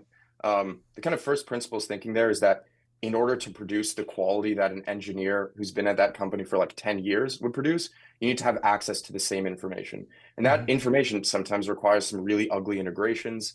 You need to kind of get the workflows that are a little bit more specific to these large archaic orgs, which is a little bit further afield from what the foundation models are working on right now. Talk to me about synchronicity, asynchronous coding agents versus synchronous, co-pilots versus autonomous agents. Where do you think it's going? Do these lines blur? Are they distinct product? It feels like OpenAI has 3 coding products now. I can go to O3 and I don't even ask it to write code and it just does. I imagine that the amount of code that's being written for non-technical people who don't even know that code would be useful in giving them an answer to a question is just skyrocketing right now in that product. Then there's Codex. They also have Windsurf now. And so you can imagine a few different bites of the apple there. Are they indexing the market, or are these distinct different markets? Will there be one power law outcome in the coding space in terms of paradigm? Yeah, great question. I think the first order like bifurcation that'll happen is between the non-technical audience and technical audience. Yeah. So like for non-technical, being able to spin up apps on the fly is like cool and fun, and that'll continue to be something that's useful. They're never gonna, exactly right, and they're never gonna really be that concerned with like going too deep into the code itself. They'll just like, I want a to-do list app, make it for me. Okay, great. Yep. For the technical user, I think that's where it gets a lot more interesting. Basically, and maybe this is just a quick like kind of philosophy that we have at Factory. Every transformation shift has a very clear behavior change associated with it, right? So like internet had people getting most of their information from like TV, newspapers, books, to then like going on this console on their desk and like, getting all their information there. Mobile had people, walking around, like heads up, to now like, walking around on TikTok, Subway surfers all the time, right? These are very visceral, obvious behavior changes. Yeah. And yet everyone talks about AI as it's, the largest one to come. It's going to put these other ones to shame. And yet, if you look at the most used product, the most used AI products right now, there is no new behavior. Like ChatGPT Perplexity, that's just Google with better results. The behavior, like the silhouette of that behavior doesn't actually look that different. Similarly with a tool like Copilot or Cursor, the way that software development is looking, the behavior is still the same. You're still in this IDE, which was built for the world where humans wrote 100% of their code. We're quickly going to a world where humans will write 0% of their code. And our take is that their behavior will fundamentally have to shift then. And not like in some iterative approach where you like iterate your way from an IDE to whatever this new thing is. But our take is instead, you need to build that from the ground up. And this is kind of a long-winded way of answering your question about the like async versus sync. The reality is, in this future, developers are going to be natively working with agents. And so they'll need to like dynamically adjust between if they're collaborating with an agent to like look through their code base and understand how they should plan some new feature, and then having a good plan for it, and now like firing it off, delegating it to these agents. And at the same time, it's going to put more emphasis on the testing, because if you just shoot from the hip a ton of agents, or in our case, droids, then you're going to have a ton of code to review before you release it to production, because ideally you're going to review it, right? But that's kind of a depressing world where, okay, we don't write any of our code, but now you just need to read like thousands and thousands of lines before you can ship anything. So if you as the developer have better tests, and hey, if it passed these tests, I don't even need to review it, because I like expressed all of the constraints that I had through these. So if it passes, great, let's ship it. There's kind of this new emphasis on testing to kind of enable that more delegative workflow. What's the secret to avoiding churn in the enterprise? Are you trying to ink multi-year contracts up front? Are you just playing the same game as everyone else and getting a bunch of experimental budgets because money is money, and that seems to be the meta right now? But I imagine that you're thinking about this, or at least like messaging this to the community. When a competitor gets to a customer first, are you kind of hovering, with the understanding that like, hey, maybe they're, if we can really show that we're significantly better, we could win. And is there like a little back. bit of a price war here? Because you imagine that you come into an enterprise and you say, hey, this would cost you so much to do with like Accenture, and we're going to do this replatforming of your COBOL application to .NET or something, or Python, and you would spend 10 million on that. We'll do it for 8 million, and that's all of a sudden that's like 90% margin for you instead of like 50% margin.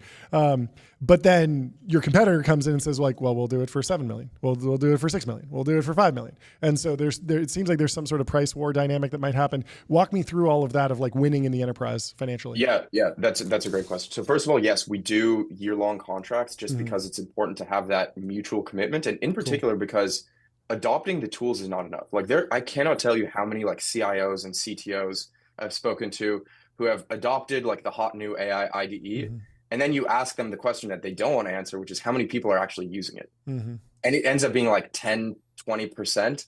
And of those 10 to 20%, a lot of them are just using it like the IDEs of old. Totally. So they're kind of like adopting these new tools, patting themselves on the back, being like, look, CEO, we did it. We adopted AI, job's done. Give me the big bonus. But the reality is like, they're actually not getting any productivity improvements. And so part of why we do these longer term commitments is because one of our core competencies is not just having the best agents in the game, but also helping them.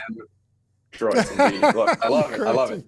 There we go. We're also helping them adopt their behavior patterns. Because that's the thing is like, you could have a tool that's 50% as good, but if you have twice the adoption, then you're now at parity. And so I think it's just a lot less sexy because all the like, great engineers who are coming out of Stanford want to work on spinning GPUs and all that stuff. Talking about like behavior change in the enterprise, that's like, they don't want to think about that. But that is where the ROI is going to come. And also, John, to your question, like the way we actually get in and do these deals is focusing on those deliverables about this was scoped out to be 4 months and we did it in 2 months or 1 month or 2 weeks. That's ROI that actually matters to like the C-suite. When you talk about like we shipped tests 10% faster, it's just so like, or we 20% more lines of code. It's just so amorphous and so not tied to real business outcomes that if we can come in and actually tie things to like things that are shipped per quarter or pulling in dates for certain deliverables, that's where it's just like it's so frictionless because it's not really existent elsewhere in the market. I was texting with Adam and Ben from Genius, one of your investors, and they said to ask you about a fateful walk that you had with Sean McGuire. Does that ring a bell? Yes, it does. So this is in like the founding history of Factory. Basically, 2 years ago or 2.5 years ago, I was doing a PhD in theoretical physics at Berkeley, which is what I was doing prior to Factory. And you just were phoning it in. You want to kind of take the easy path in school? Or? Yeah, yeah, exactly. Yeah, just some fun string theory, which to be fair, it is really fun and beautiful. But decided it wasn't the path for me in particular because to be a good physicist, you kind of need to thrive in isolation, just like in your room alone, like reading papers. Did that for like 10 years, was really stubborn. It's kind of a long story, but ended up reaching out to this Sequoia partner, Sean McGuire, because he also used to be a string theorist. And he ended up, going into entrepreneurship, sold a company for $1 billion, joined Sequoia, saw like a random podcast with him. And I was just like, I've never seen like another physicist who has somewhat social skills. Like, let me hit him up and get some life advice from him. Ended up going on a walk together. On this walk, he said, Matan, you need to drop out of your PhD and you should either join one of my portfolio companies and just like work on glue, another thumbs up, let's go. Or let's go. You should join X because Elon just took over and you'd have to be a badass to voluntarily go there. Or you should start a company. That's awesome. And so that was 8 days later, dropped out of the PhD and started Factory. So, well, congratulations. Wow. Very cool. And thanks for stopping by. This was fantastic. Well, and thank you for giving agents a cooler name. I love droids. We got to get ourselves some droids. Yeah, we got to get you guys some droids. Thank you, guys. Awesome. Great jamming. Have a good one, Matan. Speaking of automation, let's tell you about Vanta. Automate compliance, manage risk, prove trust continuously. Come on. Vanta's trust management platform takes the manual work out of your security and compliance process and replaces it with continuous automation, whether you're pursuing your first framework or managing a complex program. And next up, we have Jonny from Muon Let's Space. do We're it. talking about data centers with Chase Lochmiller in Abilene, Texas. Now we're going to space, and we're putting the data centers in space. Very excited to talk to Jonny. So welcome to the studio. Jonny, break it down for us. And I'm going to let Jordy do the intro on this. And if you're on your phone, would you mind rotating it 90 degrees so it's widescreen? Thank you. There we go. Jordy, you mind kicking us off? What's going on? Great to have you. Where are you calling in from? You guys. Randomly, I'm actually down in y'all's neck of the woods in Long Beach. I'm hanging out with a friend at Bass today. Nice. So yeah, why don't you give a quick intro, background on the company, yourself, all that good stuff. Yeah, sure. So Muon Space, we're a 150-person startup in the Bay Area. We're building a platform to deploy large numbers of satellites in constellation format for a lot of different mission types. We were founded in 2021. It's been a pretty big rocket ship ride so far. It's been really fun. My background, going back a ways, I mean, I've been in space for, longer than I care to admit, including I was an intern back at SpaceX in the very early days, like 2003 and 2004. I was part of, I was the chief engineer at Skybox Imaging, which was the kind of first venture-backed satellite company, kind of space before space got cool. Very cool. And so, taking a lot of the lessons learned and kind of things I've seen from those experiences to the new company. Awesome. And then break down the new company. Yeah. So, I mean, I think the way to think about this is, a lot's changed in the last decade of space. Traditionally, if you wanted to go do something in space, it required a lot of sophistication.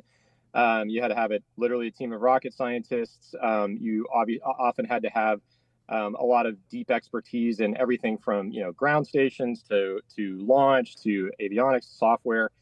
Barriers to entry have come down in a lot of ways, but a lot of that complexity remains. And our kind of goal is to really abstract a lot of that away from a customer that wants to do something in space and doesn't want to have to go build that full vertical technology stack for every new use case that comes up. And I think that was a big lesson we took out of Skybox is we kind of built two companies under one roof, a satellite company and a data company.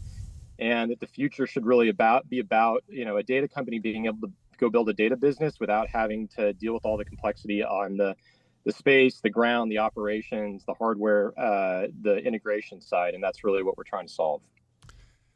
I want to know about the potential of data centers in space. It sounds like a crazy idea. I know some folks are working on it. Just kind of like, what's your high level take of the progress we've been tracking, dollar per kilo to orbit? It's been falling, but recently there's been setbacks in different programs and there's more competition and there's a lot of different dynamics going on. What do you think the key milestones are to get us to a future where we're really doing, mass manufacturing, big, mega scale projects in space? Yeah, well, let me start off. I mean, I think you guys are hitting on the right metric, right? It's like the hardest part of this is what does it cost to get a kilogram in space? Because everything else kind of derives from that. Ultimately, if you want a certain amount of power, if you want to be able to put an aperture in space to do communications, whatever it is, like that's really driven by what it costs to get it there in the first place. And I think it's important context to kind of see how far we've come down that path. I mean, largely driven by SpaceX over the last decade. And I like to tell the story of, about 15 years ago at Skybox when we were trying to launch these small satellites. We were literally going to Southeast Russia and launching satellites on converted Russian ICBMs. I mean, they were popping out of the ground and putting satellites into space. That was the only way for like a Silicon Valley venture funded startup to go put something in space. Wait, hold on. Did I hear you correctly? Like the ICBM actually launches from one of those missile silos in the ground and makes it to orbit? Pops out of the ground and goes to orbit. I mean, there's videos on YouTube. That's crazy. If you search the NEPR on YouTube, you can see this, and it's crazy. I mean, and that's what it took before SpaceX kind of like revolutionized the launch business. Wow. Yeah. And even at that, we were spending something like 10 times as much per satellite or per kilo is what we can go buy on a transporter launch today. So there's been at least one and arguably two orders of magnitude improvement in the last, call it decade, on kind of what it means to launch things to orbit. I think if you imagine that happening again, another order of magnitude, again, it's going to dramatically change the way you think about feasibility of some of these things, like putting very, very large power hungry things in orbit. We know how to do the solar, we know how to do the structures, we know how to get, we know how to make electronics work in the radiation environment, which is always a concern, and do it reliably. And so really, ultimately, I think it's going to come down to unit cost and what does it actually take to do that. The great thing about space is you have virtually limitless power. The sun, you can go into orbits where you're in the sun all the time. So it's not like solar on Earth where you're going in and out of eclipse or in and out of night. Like you can be on all the time. And then you have this cosmic background of 3 Kelvin cold sink that you can go dissipate all the thermal energy you need from running your electronics and stuff. So it's actually in a lot of ways like sort of an ideal environment to do this if you can actually get there. So that's the kind of way I think about it. It's interesting. It feels like SpaceX has commoditized launch and is kind of the power law winner there. Obviously, there's other companies that are competing, but they've standardized launch. They've also standardized Starlink, and then we talked to the Endurosat founder about standardizing a satellite bus platform and kind of getting to the mass manufacturing, less bespoke, less customized, less hand-built pieces. What else are you seeing as kind of critical pieces of the space supply chain that need to be standardized, or you might be trying to standardize? Where are the pieces in the supply chain to do the things that you want to do, where it's still like, oh, that has a long lead time, or that's hand built, or that's way too customized. I get what I want, but it's too exquisite system. It's too expensive. Talk to me about the supply chain. Yeah, and I'm actually going to give you the answer you asked for and then an answer I want to answer. So I'll do both. Yeah. On the supply chain side, I think there's a lot of progress been made. Like our satellites look very much like, especially things like the electronics look very much like what goes into an EV right now. The batteries, a lot of the electronics, a lot of the individual kind of semiconductor parts, heavily leveraging other commercial industries. So it doesn't look like a traditional space supply chain. I think that problem more and more is solved. And I think Endurosat obviously is doing very similar things in that way. Some of the places where we really see that has not yet happened, one is in more on the payload side. So things where like, you think about the spacecraft bus, Endurosat's building buses. I do think there's a path to that becoming very standardized, but every mission you put in space has a bus and then it has a moneymaker. It has something that's actually doing what you need it to do, whether it's communications or remote sensing or beaming power. If you're trying to beam power, if you're putting a data center in space, it's got a payload of compute or whatever. And what we see in most of the kind of traditional space missions is that now has become kind of the hardware bottleneck. It's like, how do you actually get the payload you need to solve your ultimate business problem built in quantities large enough to deploy in a constellation? It costs low enough that you can do it.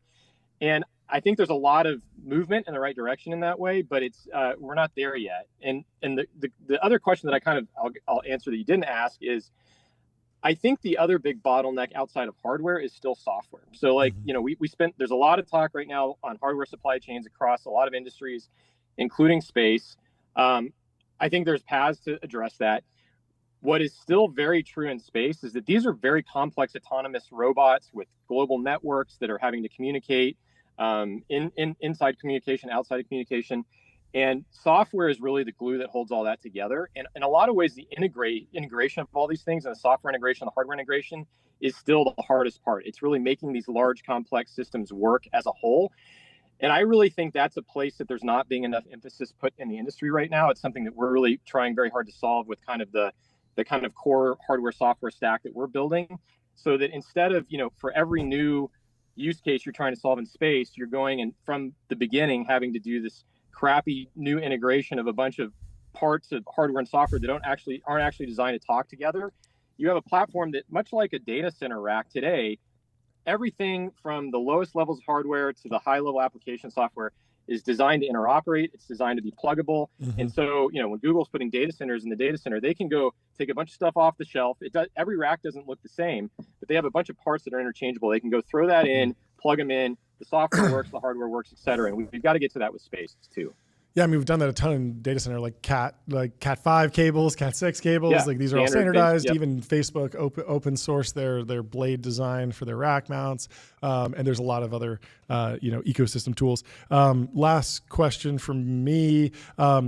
Are you tracking the SpaceX Starship progress? There was news today that Elon Musk is winding down his relationship with the government as a special government employee. That was a 130-day mission. Probably spending a little fewer nights at Mar-a-Lago, more nights in the SpaceX factories. Starbase. Are you tracking that? Are you excited about that? And I guess the big meta question is, Elon has always seemed interested in getting to Mars, but he's willing to go to Mar-a-Lago if that's what gets him to Mars. He's willing to go to Starbase, Texas if that's what gets him to Mars. So it feels like this might be a moment where he's shifting his focus. The mission's the same, but he's shifting his focus from regulation to engineering challenges. Mars is back on the menu, boys. Mars is back on the menu. But what has your take been on the recent Starship or SpaceX news?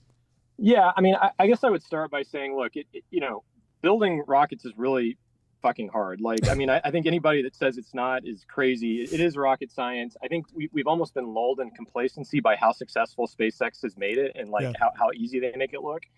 But I mean, Starship is a crazy complex rocket, unlike any that's ever been built. So like at some level, I feel like these setbacks should be expected and people shouldn't act so surprised. I think I don't have enough inside information to know if like forward progress is being made or sideways progress, if there's more focus, whatever. But like this stuff's really hard. So I don't think it's that surprising that there's setbacks. I think that the key thing for the launch unit economics, which I think ultimately, Starship, we're all hoping it's going to get us another order of magnitude on unit economics. So much of it is not even about scale or size or technical performance or capability. It's about launch cadence. It's about rate. It's about flying. It's like airlines, right? If you bought a 737 and flew it 5 times a year, nobody would be able to afford to fly. But because it flies 10 times a day, all of a sudden that the amortization of that fixed asset over those flights makes a ton of sense.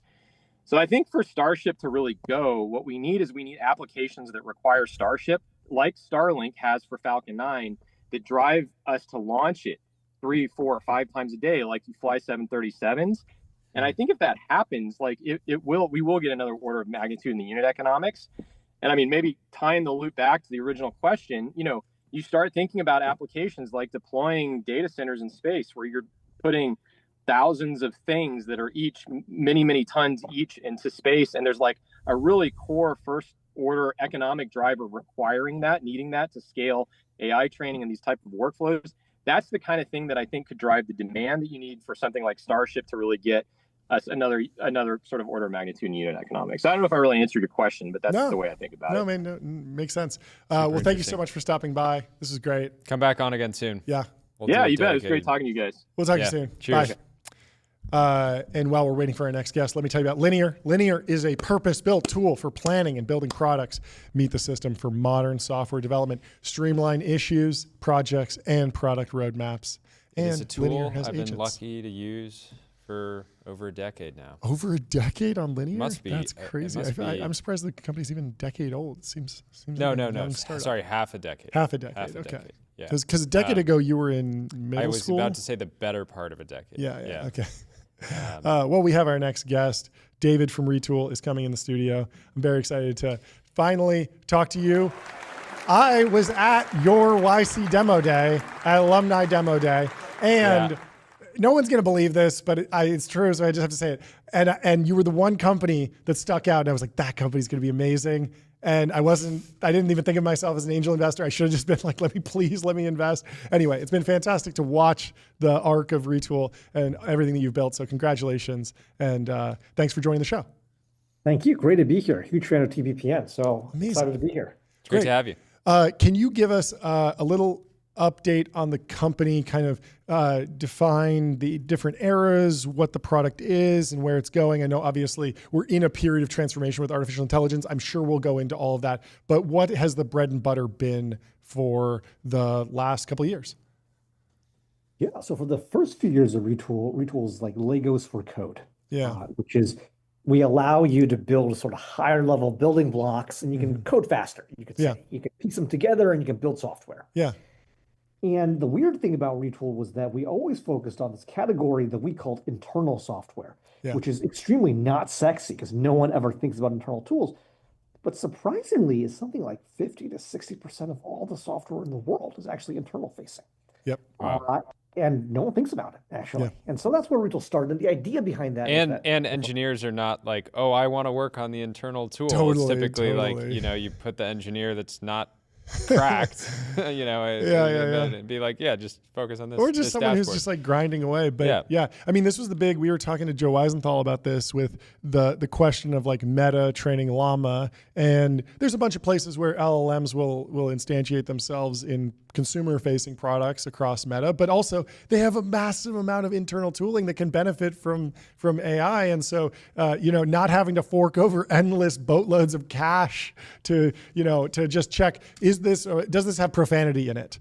1 billion times a second, right? It's like that could be a very big OpenAI bill if they don't train that internally. And so, yeah, I think the dark clouds over the internal tooling world is something that most people might not be aware of, but you've obviously been living in that. So talk to us about the growth of the company. What's the mix? Is this all enterprise driven? Is there small and medium businesses that benefit from Retool? Kind of what's the bread and butter on the customer side? If you look at the homepage, it's like in every the logos, it's like, so you guys work with every company. Every company.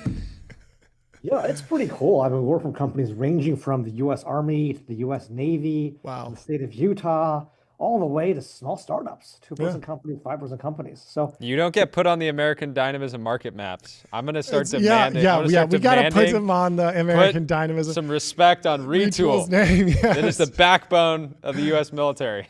No, seriously. I mean, there's internal software everywhere.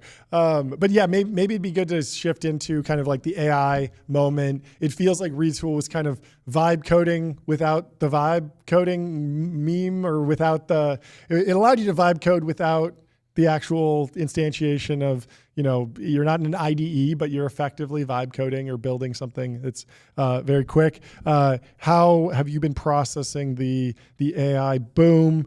When did you first think about implementing LLMs and other AI technology into Retool, and how has it been going so far?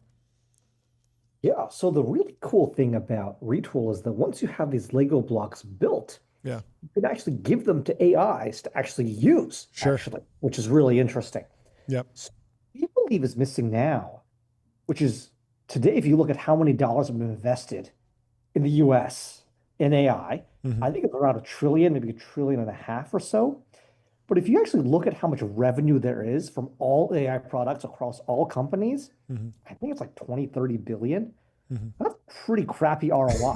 That's a 3% ROI. That's terrible. And the question is it all a bubble? Or can we figure out some use case for this LLM beyond just chat? Yep. And if you look at where we are today in the consumer market and the enterprise market, it pretty much is all just chat. I think if you look at that $20-30 billion of revenue, I want to say something like 80% of it is ChatGPT revenue plus Claude revenue, which is awesome. Yep. But chat is pretty limited. I mean, is chat going to grow 30x from where we are now? It's hard to say. I think probably no is the answer. And so what we think is really missing is a way to actually leverage and use LLMs to actually go automate labor. And the weird thing about this is that LLMs are actually plenty smart already. If I use chat a lot. I'm sure you two both use chat quite a bit as well. It's basically AGI at this point. I mean, it is the classic Turing test thing of, we blew past that. Way past that. Yeah. And yet, AIs aren't doing anything yet. Yeah. So it feels like there's this big disconnect. Totally. What we're here to really solve is, can we actually allow AIs or LLMs to actually do things in your business? So right now, it's just chatting back and forth. Can we actually allow it? Can we allow the US Navy, for example, to say, hey, it's not just using ChatGPT to answer some questions, but actually ChatGPT or LLMs actually do things in the US Navy, whether it's approving orders, whether it's approving plans, whatever it might be. That, I think, is the next frontier for AI, is AI that actually does things. And I think we're almost there. It's pretty cool. That's what we're working on. So. Can you Super exciting. Help me work through this question of, there's like this AGI, ASI narrative, and then like, how does that not destroy every software company? Because I'm seeing MCP servers spun up left and right. And my question keeps being like, if the AI is so smart, why does it need a server? Why can't it just use HTML and UI like any other human, right? At a certain point, is there a world where I say, I want to sell a t-shirt online, and instead of spinning up a Shopify store, it just writes payment interop code. It doesn't even use Stripe. It just builds Stripe from scratch at a moment's notice if it's so smart. And it just works for 1 billion human hours added up at 160 IQ. And it just builds me Stripe for this one t-shirt that I want to sell.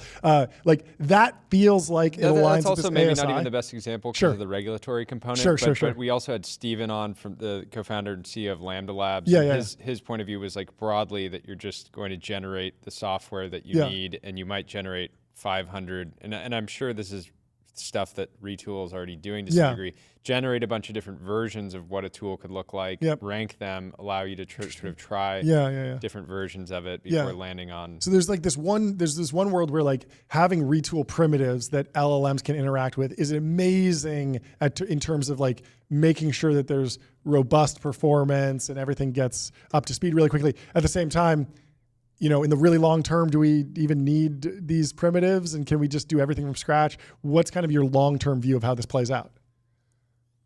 So this is, I think, a secret that we've actually discovered is in what cases do you want determinism versus what cases do you not want determinism? That's interesting.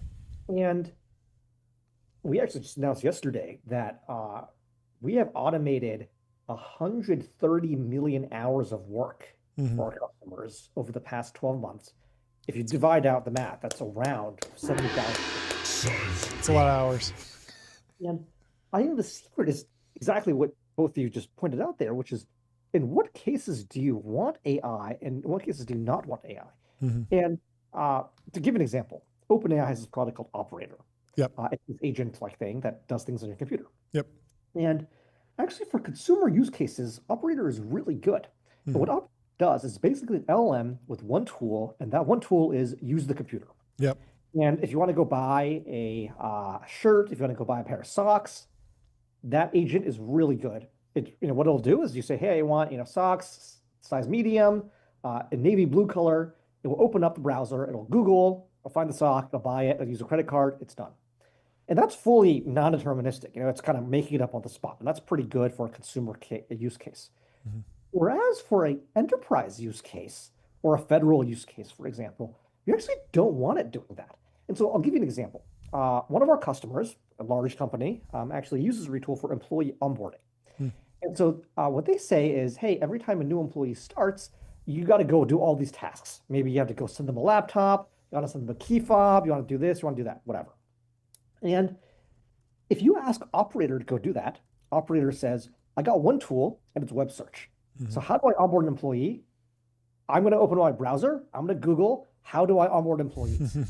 Find a WikiHow article. It reads the WikiHow article. It's like, that's not at all what you want. Business has very specific ways of onboarding an employee. And the AI actually calling those specific things because you actually don't want it reinventing the wheel all the time. And a lot of those might be gated and private and maybe not even on the open web, and also very high risk from a regulatory perspective even. So you don't actually want the AI reinventing it all the time. So that's kind of what we mean by the building blocks. Is you almost want to give AI these building blocks, these tools, these MCP servers, and then have AIs call them as opposed to AI reinventing it all the time. Because you don't actually want AI rewriting your security policy or how do I send laptops to employees every day. Instead, you want it to say, hey, let me think. There's a big storm happening in the Southeast. So for me to get the laptop in on time, I have to ship by express versus ground. That's something you want the AI reinventing and reasoning about, but you don't actually want the AI reinventing, do I use FedEx today or do I use UPS? What do I feel? You have a contract with FedEx, you want to use the FedEx one. So Sure. Yeah. And that's something that like a good office manager, a good person in HR who's onboarding would actually think about and reason about, and you could inject that with a reasoning LLM. That makes a ton of sense. Talk to me about the evolution of the business model, consumption versus seat-based pricing, and then going into the future, are we going to be looking at outcome-based pricing like what we're seeing Mark Benioff talk about in terms of Salesforce, where it's more like resolution-based? You want a job done, our agents, our tools can get that done, and you're going to pay for results. Yeah, so this is I think a dirty secret too, is that I think outcome-based pricing is basically designed to rip customers off. Okay. The reason why I believe that is when Mark Benioff tries to charge you per outcome, he's like, well, what's the value of what I deliver? And great, pay me that. Whereas in reality, it costs a lot less for him to actually go deliver that value. I mean, that's This is why software, though. We want 90% margins. Come on. What do you have against high margins? Yeah, well, for No, us, I hear you. Yeah, no, it creates but couldn't you argue with SaaS, the SaaS vendors basically trying to charge as much as possible without the person saying, oh, we're going to build this ourselves, or, oh, that's actually, thing. you know, we can just hire 2 more people to do this. You know, it's always this dance between you want to be, companies should be trying to capture all the value that they create, right? yeah, because no one would buy a product. Yeah. So the way that we're pricing is pretty interesting, which is that we price based on inputs, which is we just say our agents work for $3 an hour. And that's it. If you want a smarter agent, you can hire a smarter agent. So actually that $3 agent is a DeepSeek agent. So it's it's like a Chinese agent for $3 an hour. You could go buy O3, which is a quite smart, probably the smartest right now, reasoning agent. I think that's something like maybe $120 an hour or something. And so it basically depends on what kind of task you want to do. If you want to do a simple task, actually DeepSeek is quite good at that. At $3 an hour, you're getting a really good deal compared to hiring human labor. Whereas if you want something, really knowledge worky or something really nuanced done, maybe O3 is better actually. But I think the innovation here is that we're charging on a per runtime hour basis. And what we've discovered is that an hour of runtime for O3, for example, is actually worth something like 40, 50 hours of human labor. If you've tried to deep research you can do in an hour. I mean, I probably couldn't even do it, honestly. So awesome. That I think is really cool. And then what happens is you actually look at how much the customer pays per task actually completed. If you compare the per hour pricing to Salesforce's, for example, per ticket resolved pricing, our pricing ends up something like 95% cheaper, which is really, really cool. I mean, it'd be like if AWS charged you not on compute or storage, if they charged you on how much money does your app make? Let's charge 90% of that. That's a total rip-off, right? So that's kind of how we think. We're almost, we're trying to be almost like an AWS of labor, if you will. So. Yeah. How do you evaluate as the business has evolved? I'm sure people early on, it was pretty easy to communicate even to investors. Hey, people spend a lot of time and energy and engineering resources on internal tools. We can be a big company just doing this. Now I imagine as you look at the business evolving, you're like threatening a lot of different categories of software because you're saying we're going to enable teams to more easily make the decision, do we buy this or build it ourselves? And like maybe Retool is like some middle ground. I don't know if that's the right way to think of it. But how do you evaluate kind of the scale of the opportunity now? So the internal goal that we have, and it's pretty early, but our internal goal is to go automate the equivalent of, if not actually, 10% of the labor in the US by 2030 is our goal. And the idea is modest. Let's go. I love an ambitious goal. I love it. I love it. It's amazing. Here's the TAM. Yeah. US labor. 10%. 10%. Yeah. And actually, the cool thing is we're on track, actually. That's amazing. Over the last few months, if you draw that now, 2030 is a long time away, but if you draw the line out, it comes to, I think, percent actually. That's incredible. It's pretty cool. But 130 million hours automated is no joke. So yeah, that's serious. Yeah, that is absolutely wild. Well, 15 minutes was not enough time. We have 3 more minutes. We have 3 more minutes. Next guest is at 120. I have one more question. Talk to me about the knockout, drag-out fight happening in the foundation model space. You mentioned DeepSeek at $3 an hour versus O3 at $120 an hour. How do the other foundation labs compare? What do you do to benchmark them internally? Are the benchmarks cooked? What's the take on Meta and Llama? There seemed to be a ton of energy there. In terms of your use case, having an open source model that you can inference for cheap or at cost seems incredible, and yet it seems like they're a little bit behind on the reasoning models. Are you optimistic there? Are you kind of model agnostic? What's your overall take on the foundation model space? It's pretty cool to see this play out, especially with our customers, because so for us, we're theoretically agnostic. You can use whatever model you want. Sure. But it's really cool seeing what customers prefer, actually. Yeah. And so, for example, with a large federal customer, you might think, oh, actually on-prem is really important. And so they actually prefer to use Llama, or something like that. Sure. That's not the case. Actually, AI, OpenAI has been selling a lot of OpenAI, it turns out. Actually, there's a lot of traction, even in sort of big federal agencies for something like OpenAI. And they actually have contracts already. And so they plug it into Retool and it just works. That makes sense. Surprising. I think I would have thought if you asked me 3 years ago, is the federal government happy giving all their data to, LLM? No, hell no. It seems very unlikely, but it's happening, which is really cool. But you also see this obviously happening in other countries too, where whether it's Saudi Arabia or Europe with Mistral, for example, people are getting kind of nervous about sending data to other countries' LLMs. And so it's going to be cool to see how the world plays out. It's very much not a meritocracy, is maybe one way of putting it, which is we thought that when we build our agents product with an evals framework, people would just say, let's see who does best, who does it for cheapest, and let's go. And actually, that's not the case, which is, I don't know how I feel about that, honestly. Is that because there are SDRs that are buying steak dinners for people and swinging them over? Or is it more like there are qualitative metrics that matter more, like the nature of the contract matters more than just benchmark, price, et cetera, like the quantitative metrics? There's that, but maybe another way of putting it is LLMs have been stickier than I thought, which is maybe the branding is so important or something like that. Yeah, everyone just says, oh, it's just one line of code to swap out. But if you're used to the certain, what does Andrew Karpathy call it? Like spiky intelligence. There's like certain models that spike in certain ways and you have expected behaviors. And they might all hallucinate at the same 3% rate. But if they hallucinate in a specific way, you build around that type of thing. Okay. Exactly. Yeah. Very cool. Cool. But excited to see how the space develops. So. Well, thanks for coming on. This is fantastic. Yeah, super fun. We'd love to have you back and just chat about AI and automating 10% of labor. Good luck. Give us access to the internal tool that's just the labor automation tracker. I'd love to just follow along. We can put it up as a ticker on the screen. It's just like progress. No, I love the ambition and excited to follow. Come back on again soon. Yeah, thanks so much for stopping by. We'll talk to you soon. David. Bye. Let's talk about sales tax AGI. Numeral, put your sales tax on autopilot. Spend less than 5 minutes per month on sales tax compliance. Go to numeralhq.com to get started. If you're selling anything, software, hardware, e-commerce, whatever you're selling, get on Numeral. Makes it really easy.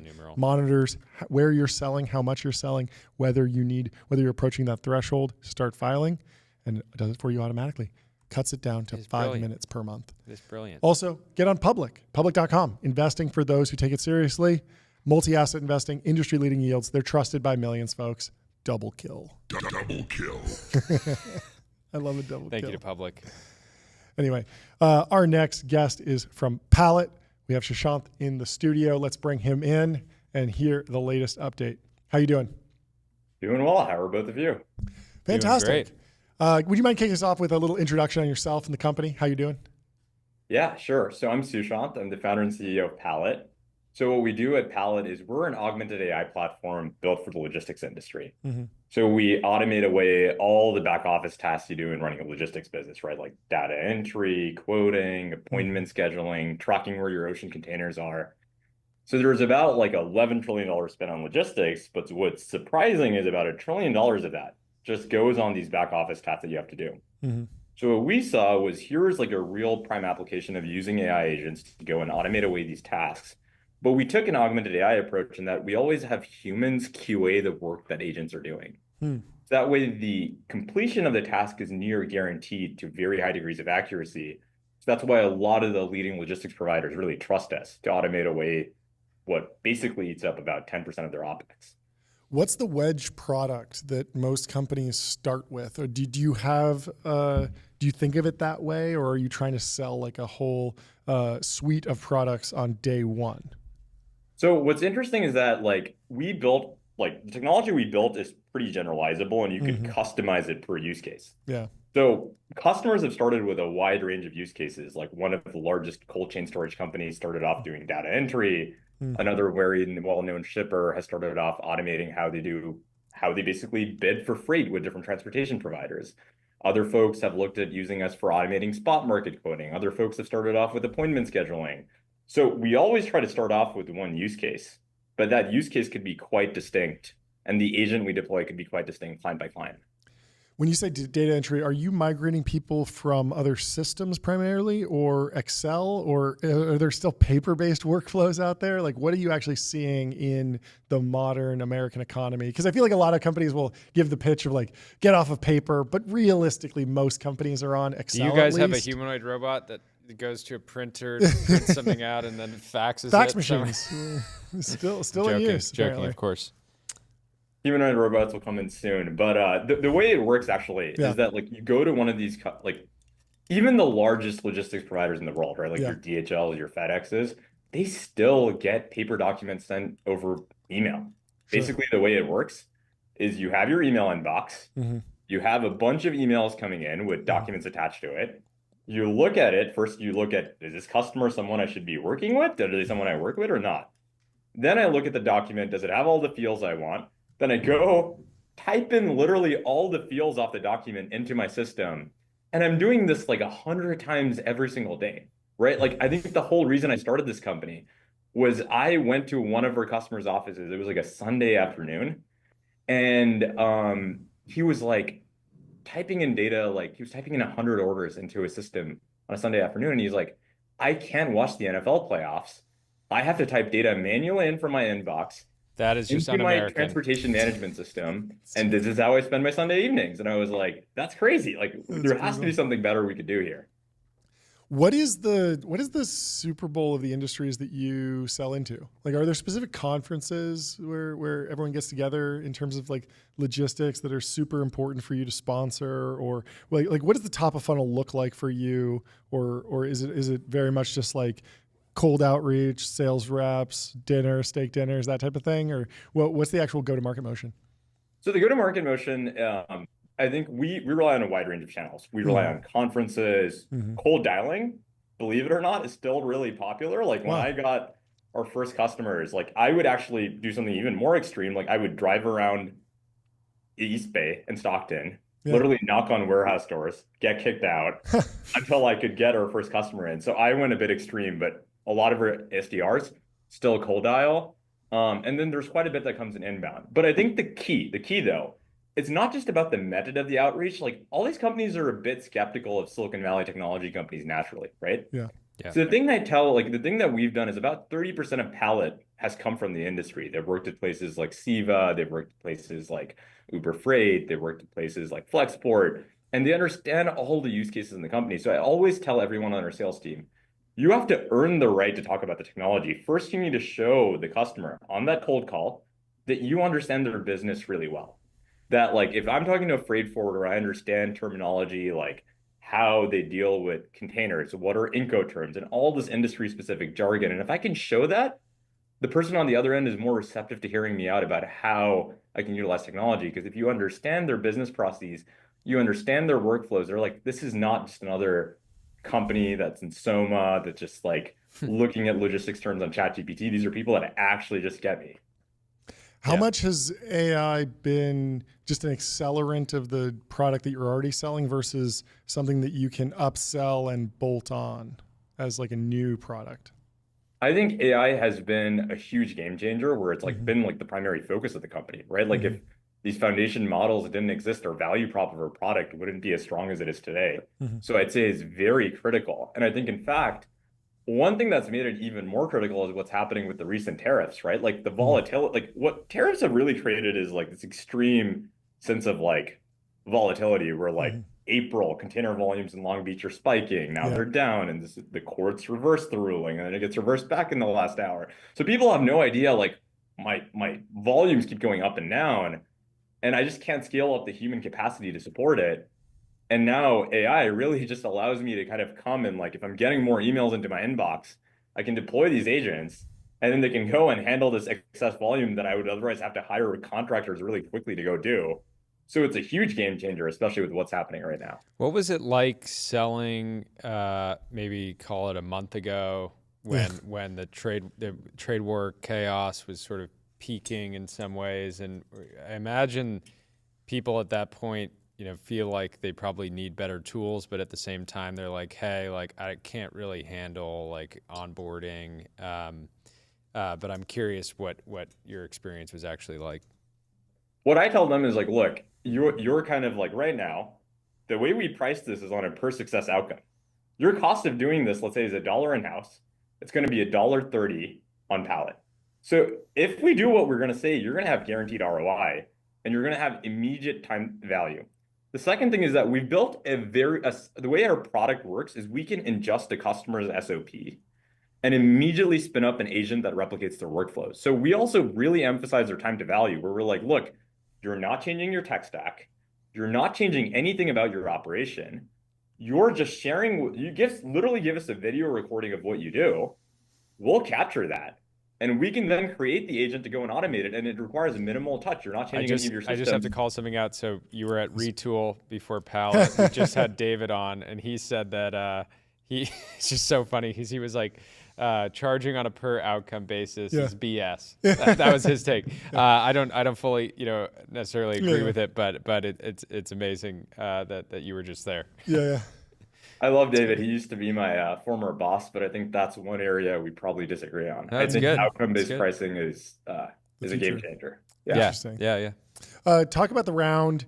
It's only been 7 months since you raised your $21 million Series A. Now there's a $27 million Series B. I'm sure there's a valuation markup. I don't know if you're sharing that, but it's not a huge step up in terms of total capital raised. So what does that tell us about the structure of the business and the burn rate and how you're thinking about capital consumption? You mentioned that AI has kind of infiltrated everything. Is that a cost center now? Or are you actually spending significant amounts of capital on inferencing AI models? Or is this more just, we have something that's working, so we're going to hire more, write more code, more sales reps, more dinners, more steak dinners, more champagne, more hitting the size gong when you get a big client? So actually most of the capital from the last round, we hadn't even spent. We barely tapped into that. Mm-hmm. So this round was entirely opportunistic, and the part of the reason it came together was the folks at General Catalyst. Mm-hmm. I knew them really well.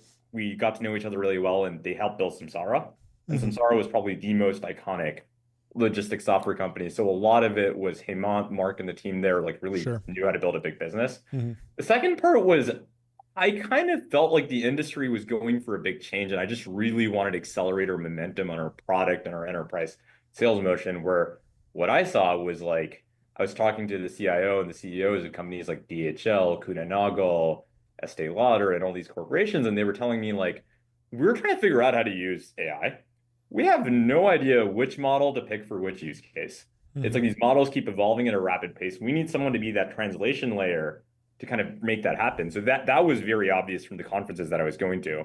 And the second thing was when these tariffs kicked in, I was like, there's so much volatility that the value prop of this stuff is like a no-brainer, and we just really need to accelerate at this time. So that's why it was completely opportunistic, where we had the right partner. The market felt like it was just getting ready for the technology, and we were like, we know exactly what we want to do. So let's go and accelerate. Yeah, you mentioned some of those really big companies and kind of them not being able to decide between different models. Have you bumped into any of the large consulting firms, the McKinseys of the world? Because we heard this narrative early in the AI boom that they're making more money than the startups and the tech companies because they're selling pitch decks at an extremely high margin, talking about AI transformation, and then just saying, hey, if you're a big company, you can go build it. Here's our take on AI. Or are they more of a partner that could recommend you? Do you have any insight into how the big management consulting firms are confronting the AI issue and plugging into the Fortune 500? So what we've generally seen is that the consulting firms are very much open to partnering with companies. I think the way that you think about it is the executives at these businesses, they're there's a lot that's happening. There's a lot of noise. I'm not even sure who the right partner is. Do I go with a horizontal solution like Microsoft Copilot?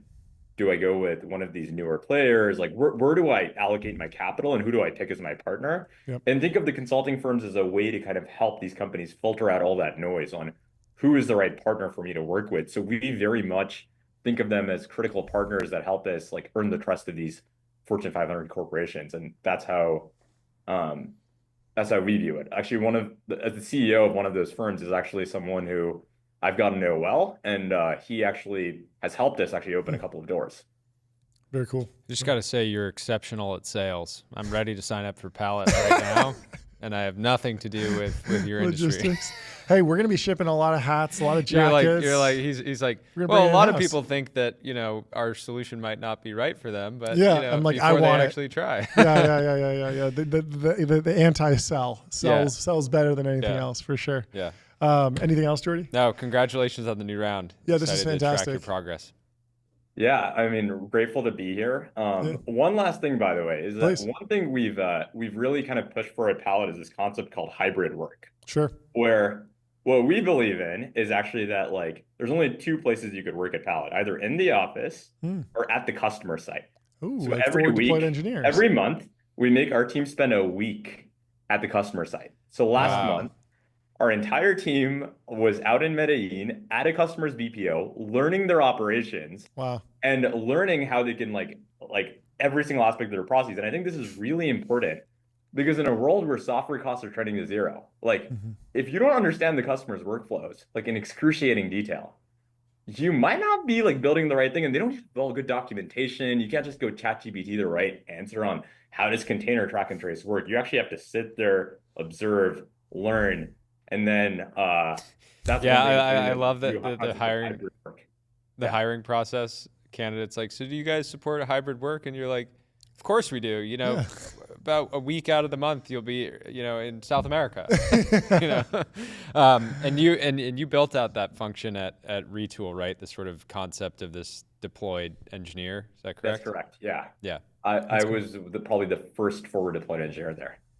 Very cool. It's cool. I love that. So you're pretty bullish on the forward deployed engineering meme kind of just growing and growing in the future broadly for like every company, or is it specific to B2B software or something about AI automation and something that needs to be customized? I imagine that there have to be some organizations that they don't need it because the product is so standardized, right? Yeah, I think it's not necessary for every type of business. I think in our case, we're dealing with a company that has a lot of internal systems and processes that you have to hook onto. Yep. And we're trying to make change management, to your point, what you said earlier was like, hey, I don't want to change my operations too much. I want to stick with what I do. So if we want to make change management simple, we need to hook in with your existing infrastructure. So at least for Pallet, we think the forward deployed engineering function is critical to make change management easier. But there's obviously tons of companies that could succeed without that function. Yeah, that makes a ton of sense. Well, thank you so much for stopping by. Yeah, congrats on all the progress. I'm super bullish. Yeah, we'll talk to you soon. Cheers. Talk to you soon. Bye. How'd you sleep last night, Jordy? I put up historic numbers again. Actually had kind of a brutal did you botch one. it? We were on so much 82. caffeine yesterday, John. Oh, yeah? Did you track how much caffeine you were on? I was on a lot of. A fair amount of caffeine, a couple of yerba mates. I only got 6.5 hours of sleep, which is almost abysmal 7 for me. And 82. What'd you put up? What was your final number? Did I beat you? No, you didn't. No. Even on my worst night, John. My worst night this month, I still beat you. I got an 84. Anyway, go get yourself an 8 sleep, 5-year warranty, 30-night risk-free trial, free returns, and free shipping. It's what Charles Leclerc sleeps on that when is he's crying crazy. himself to sleep. Yeah. There's a timeline post I wanted to highlight here from Andy Nexuist because it ties into our next advertisement. Stripe put up a digital billboard in Grand Central, and it just says Stripe billing, usage-based billing to scale your business faster.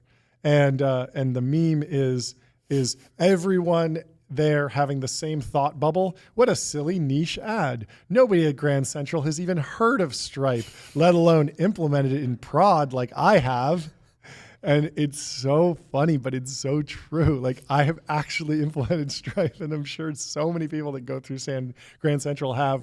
And I think my interesting takeaway from this, is that there is a desire for, like, we talk about out of home, obviously, and we're going to read you an quick ad. Don't worry, it's coming. But I think that there are companies that feel like they need to abstract their message into even broader terms when, in fact, I think just being clear about what the product is and just knowing that, yes, implementing Stripe is a common thing at this point.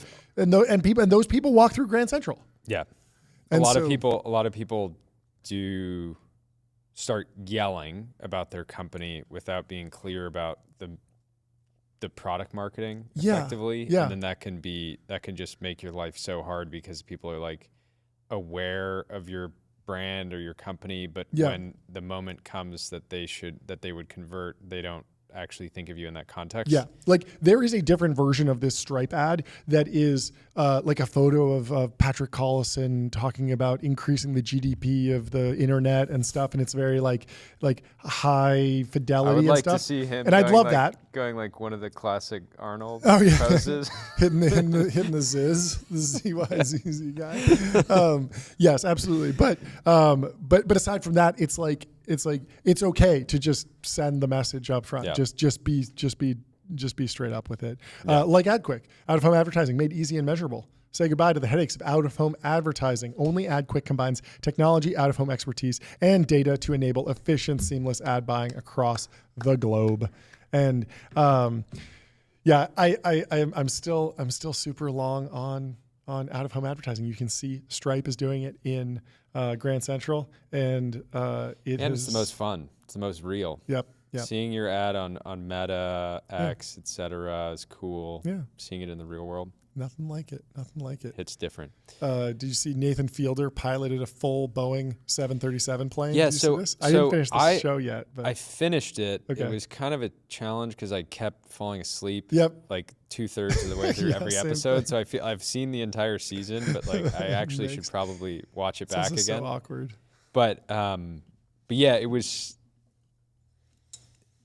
absolutely wild. Insane. And especially the context, like the timing of when the show actually premiered and the episodes started rolling out. Yeah, it really is insane. Absolutely, but wild. He's one of the best to ever do it, and he's a real icon. Yeah, and I would like to be in his next season. Well, speaking of icons, there's nothing more iconic than a Rolex, and you can get one on Bezel. Go to getbezel.com. Your Bezel concierge is available to source you any watch on the planet. Seriously, any watch. They have 26,000 luxury watches available, and so go check it out at getbezel.com. And next up, we have Rob Toews, a good friend of mine. I grew up with him. I went to middle school and high school with him. Now he's a venture capitalist at Radical Ventures, and he's a great columnist and writes about artificial intelligence and has been writing about artificial intelligence since before it was cool, which is fantastic. So we'll bring in Rob and ask him a bunch of questions about artificial intelligence. How are you doing? What's going on? I'm doing great. Thanks for having me, guys. Welcome to the show. What is top of mind for you right now in AI? What's the biggest thing that you've gotten right over the last few years? I know you have that scorecard, 10 predictions, and then you rank yourself. As you look back on all of your predictions, what's the big one you got right? What's the big one maybe you missed on? It's a great question. Yeah, every year I write a column of 10 predictions for the year to come in the world of AI. And to keep myself intellectually honest, I go back at the end of the year and grade which ones were right, which ones are wrong. Let's see. So far this year, one of the predictions I made at the end of last year was that President Trump and Elon would have a messy falling out, which would have various implications for the world of AI, which looks like it may be playing out. We'll see how that all comes together. Yeah, we were reading that today because Elon is no longer a special government employee, but at the same time, messy seems like the key word. There might be a split, but if it's clean, you're getting a yellow light. Like a clean split. We need satellite imagery of whether the red Tesla is parked at the White House. If there's a Tesla still at the White House by the end of the year, I think you gotta fail that one. Not messy yet, for sure. Yeah, it's interesting because it is kind of a narrative violation because half of the world was like, they're going to be together forever, they're in love, they're going to be partnered for 4 years, maybe for 10 years. And then the other half was like, this cannot last, it's going to blow up and it's going to be super messy. And it feels like right now it might just be, hey, back to business, sleeping in the factory. Who knows? Yeah. Well, the book is not yet over. So we'll Anything could happen. Anything could happen. What about things that you feel like have played out as expected? Have you been kind of reassured or shocked by the data wall, the pre-training wall, the shift of the focus to reinforcement learning, the importance of tool use going forward, the importance of productization versus this narrative around, just scale up the big transformer model, GPT-7 will be ASI, done. I think those trends are all very much playing out, and it's been interesting to watch. I think it was it became increasingly clear over the course of last year that the pre-training scaling laws really were plateauing, and this narrative emerged around towards the end of last year as OpenAI was increasingly teasing its reasoning models and its O series of models that there was this kind of next frontier, next vista for scaling, which was inference time compute and scaling reasoning models and so forth. And the reasoning models, the O1, O3, O4, DeepSeek's R1, et cetera, they have been very powerful and have unlocked a lot of new capabilities and use cases and so forth. I think the jury is still out as to whether they really represent like this next massive runway for scaling that will take us many years into the future. I think it's still maybe the case that the fundamental underlying capabilities of the models are not growing as quickly as they did in the like GPT-2 to GPT-3 to GPT-4 era. But importantly, that may not matter that much, to your point, John, because I think the value and the activity is increasingly moving up the stack. And even if all model capabilities basically were frozen in time today and there were no further advances, there's literally trillions of dollars of economic value to be created by just figuring out how to productize these models, build particular solutions for particular end markets. And even the big frontier labs, OpenAI, Anthropic, et cetera, are increasingly focused further up the stack. So I think that's where more and more the action will be. Yeah. What is your take on how the shift from pre-training to test time compute affects like data center build out, the need for these like hyperscale Stargate-like massive data centers? That stuff made a ton of sense in the Leopold Aschenbrenner. We're just going to scale it up and get this massive data center going for like the biggest pre-training run ever. In a test time inference regime, it feels like maybe it's more on demand. Maybe you don't need as many big super clusters, but am I just thinking about that incorrectly? Because maybe we still need the massive clusters because the rate of token production is just going completely parabolic. No, I think that narrative conceptually holds true. And I think a key insight, as you touched on, is inference can be done in a much more decentralized way. You don't need to have like hundreds of thousands of GPUs that are all really tightly interconnected, as close together physically as possible. And so in a world where more and more of the compute is inference, either like productionization of models or even inference time compute, that can be done on GPUs that are more spread out. And you don't need to have these like 5 gigawatt clusters. The counter narrative is and I'm sure you guys got sick of like hearing Jevons paradox get referenced like a million times over the past few months. But we love Jevons paradox. We think it should be taught in middle schools. We almost got it tattooed right here. Never forget. Never forget. Doubt. Never forget. Yeah, that guy has really been immortalized. But I think there is a narrative that even as inference becomes more important, as compute gets cheaper and cheaper, there will still be bigger and bigger and bigger pre-training runs, and so that will justify the massive CapEx build out that we're seeing. Yeah, I've always been interested to see if there's going to be like the big transformer training runs, like the GPT-4.5 type training run in image diffusion or in robotics, or even I was thinking about like, we've kind of solved chess engines, but like what happens if you scale that up 7 more orders of magnitude? Like just, do you get some weird outlier scenario? The question I always have is like, when can I see it on semi-analysis? When can I see it from a satellite image? Then I know that the big training run's happening. I'm wondering, are there any other areas or regimes of training that aren't just predict next word that we could see a huge data center run happen, or is it really just text is the only option for that scale? Or will we see like a VO4 training run and we'll be hearing about like, oh wow, it's at 5 gigawatt scale because VO4 just needs that much pre-training?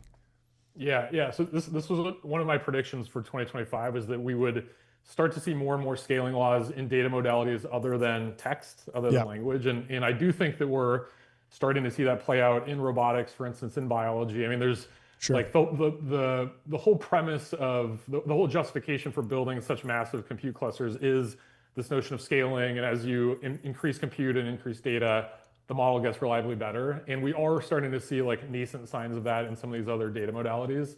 I think one important challenge or constraint though is there are very few other modalities where there's as much raw data available as there is for text. Like there is not an internet for robotics training data or an internet for biology even. And so the training data sizes can limit, it doesn't make sense to have a massively over-parameterized model if there's just not enough training data. And so for the foreseeable future, at least, I think the amount of training data available will cap how big the biggest robotic foundation model can be, for instance, relative to the biggest general purpose language model. Do you buy the whole robotics thesis of but transfer learning's really effective and we can totally simulate this because we have Unreal Engine? It feels like a little bit of potential cope being well, we know that you don't have the trove of the robotics data. And so you're coming up with something that hasn't worked in other modalities, but at the same time, Unreal Engine's pretty real, and you can imagine walking a robot around and learning a bunch of stuff if you train. So what is your take on robotics data and transfer learning, simulated learning, that type of stuff? Yeah. I mean, I think there's no question that robotics foundation models are getting increasingly generalized. And there's more and more signal that you can, in fact, build a general purpose robotics foundation model and you can expose it to some previously unseen scenario and it knows how to navigate the real world in a way that generalizes the same way that language models started doing a few years ago. I think this question around training data is a really, really important one and a really key one. And there are very strong opinions on both sides. There are robotics experts who swear you can use simulation and synthetic data to massively scale up the training data set and use that to kind of erupt these scaling laws. And there are other folks who believe that there's really no substitute for real world data. And you can supplement it a little bit with simulation, but the sim to real gap is still a very real, there's a meaningful gap there, and so you can't get that much juice out of just simulation. I think today I fall more on the side of the importance of real world data. I think there's just so much nuance about the real world that isn't adequately fully captured in Unreal Engine or whatever sophisticated simulation engine you can build. But I do think as time goes on, that sim to real gap will probably close. And I would imagine it ends up looking not dissimilar from the way the autonomous vehicle industry I was about to evolved, ask. where real world data is essential, right? And everyone remembers seeing Google's cars driving around for over a decade collecting data. But no major autonomous vehicle program today is not deeply based on simulation as well. And so I think some mix ends up being necessary. I think in robotics today, you still have to be heavily weighted toward real world data, but hopefully just for the sake of leverage and technology advancement, I think simulation will end up getting better and better. Is there an analogy between the pre-training to test time inference regimes in LLM training and chat models to what's happening in autonomous vehicles, and the difference between pre-training on all the data and on policy training that you can do, and then also add simulation on top of that? Is there an evolution of the kind of mix of training paradigms that you would use in AV? And I guess the bigger question is just Waymo versus Tesla. Is there a meaningful data gap between those two companies? Because Tesla's obviously been tracking tons and tons of data, but Waymo seems to be working pretty well when you get in the back of one. And so it seems like both companies might just have enough data, and we might wind up in a situation where, no one's talking about a data gap between Gemini, ChatGPT, Anthropic, Llama. They all just have all the data. Yeah, totally. Yeah, it's interesting. The way that autonomous vehicle AI stacks work today is because they were kind of crafted and developed in the pre-generative AI era. They're not these massive pre-trained foundation models where they just fed all of the data in the world. They are much more handcrafted. But it is an interesting thought experiment. And there are more younger next generation autonomous vehicle companies that are taking this approach of let's build a foundation model for driving.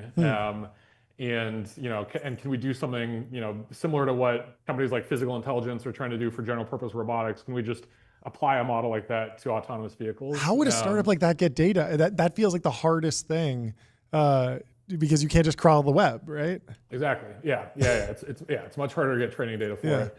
To your question on Google versus Tesla or Waymo versus Tesla, I think this is a fascinating age-old question. And you're right that Tesla has way more training data in the sense that it has this fleet of personally owned vehicles driving around. The quality of the data is lower than Waymo's, though, for the specific concrete reason that they don't have LiDAR as a sensor modality. And so this is like the big debate that before I got into VC, I worked in autonomous vehicles, and like even back then, this was a debate like, can you get to level 4 autonomy without LiDAR? And Tesla needs to believe that the answer is yes, because their business model is selling cars to consumers, and LiDAR is so expensive that like it would completely wreck the unit economics of selling a car to an individual. Waymo can stomach the cost of a LiDAR because their model is a robo-taxi model. Honestly, I think the jury is still out. Like it's Tesla folks will tell you that like we're very close to that, and LiDAR was never necessary, but I think it's not completely clear yet. And so in that sense, like the data set that Waymo has is more robust just because it's much more multimodal. Do you have a sense for why LiDAR is so expensive? Like, I mean, Elon Musk was able to make rockets cheap. Like the iPhone is cheap. Like, how can we not get LiDAR down? Like even just to like a couple $1,000s, like that wouldn't break the Tesla paradigm, right? But I assume that when we're talking about a LiDAR package on a Waymo, we're talking like 5 or 6 figures, and that breaks the model. But historically, humans have been really good at like mass manufacturing making expensive stuff and make it cheap. So I've always wondered about, Elon for a decade has been LiDAR is doomed. We don't need it. We don't need it. But he also changes his mind. And so I wouldn't be surprised if one day he's just like, yeah, we figured out how to do it. We have LiDAR in the cars, and like, too bad. Yeah, and there have been rumors of Tesla like experimenting with LiDAR here, and obviously under wraps. So like, you're right. It wouldn't shock me. I think it's a great question. I think the short answer is just like, it's a complicated sensor. There's a bunch of lasers. They're moving around and so forth. But to your point, the cost curve has been coming down on LiDAR, and we'll continue to. So like the original like kind of like bucket shaped LiDAR that Velodyne made were like $64,000 a pop on like the really old school Google self-driving vehicles. Now they're probably like a few $1,000s each. You need several of them on a car, so it does add up. But I think you're totally right. And like there are like research prototypes of LiDAR that are solid state, meaning they don't have pieces that move, and that makes them a lot cheaper. And people talk about like $250 per unit LiDARs, which again are not like production ready yet. But I think you're certainly right that like the way this debate could be resolved is like it may just all converge, because in a few years LiDAR gets cheap enough that like Tesla can use it and everyone can use it. I had a buddy, friend of the show, share recently. I'll give you some context. He said, Waymo will change the world. Walk down the street, $1 million in metal sitting unused 20 hours a day on every street in America. Garages will be useless, turning into storage or ADUs. Parking lots, the same thing. Street parking will be more lanes. Driving offense revenue, DMV revenue, parking tickets all go to zero. Gas stations will be worthless. Sounds insane, right? But Uber went from nothing to everywhere in a decade. Waymo might take 15 years, but the disruption will be nuts. How do you think about the downstream, assuming that you believe some of that is real, and I think Sean makes some great points. How do you think about the investment opportunities that are downstream from ubiquitous autonomous driving? And like, are there going to be as many venture opportunities, or is AI it car washing startup? Pull the autonomous vehicle in, it washes itself. It's great. And that would be different than a regular drive-through. No, roll up. We're doing a roll up. Humanoids. Yeah.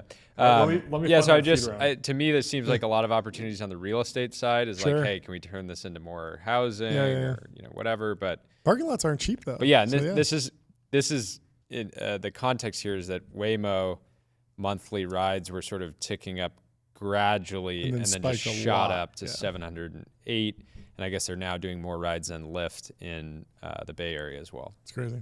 Yeah, it's been amazing to see how quickly Waymo has gone from like a novelty to just a piece of the fabric of life for people in San Francisco. And like most people that I know in the Bay Area, in San Francisco, use Waymo more often than they use Uber and Lyft. And it's like quickly spreading to beyond just being a Bay Area phenomenon. Like they're now live in LA, as you guys know, and in Phoenix and in Austin and so forth. So I think it is, it's remarkable to see it after all these years finally become like a real business that's scaling quickly. And I really like the excerpt from your friend. I mean, I think I very much agree with that line of thinking. And one of the things that initially attracted me to the world of autonomous vehicles back like a decade ago was this fact that it's really fascinating technology. You know, it's difficult technology, being able to get a car to drive itself. But it also, once you solve it and you start scaling it, it has so many broader implications, second and third order impacts on so much of society and the economy. Like, so much of modern life is built around roads and cars and the way cities are designed and so forth.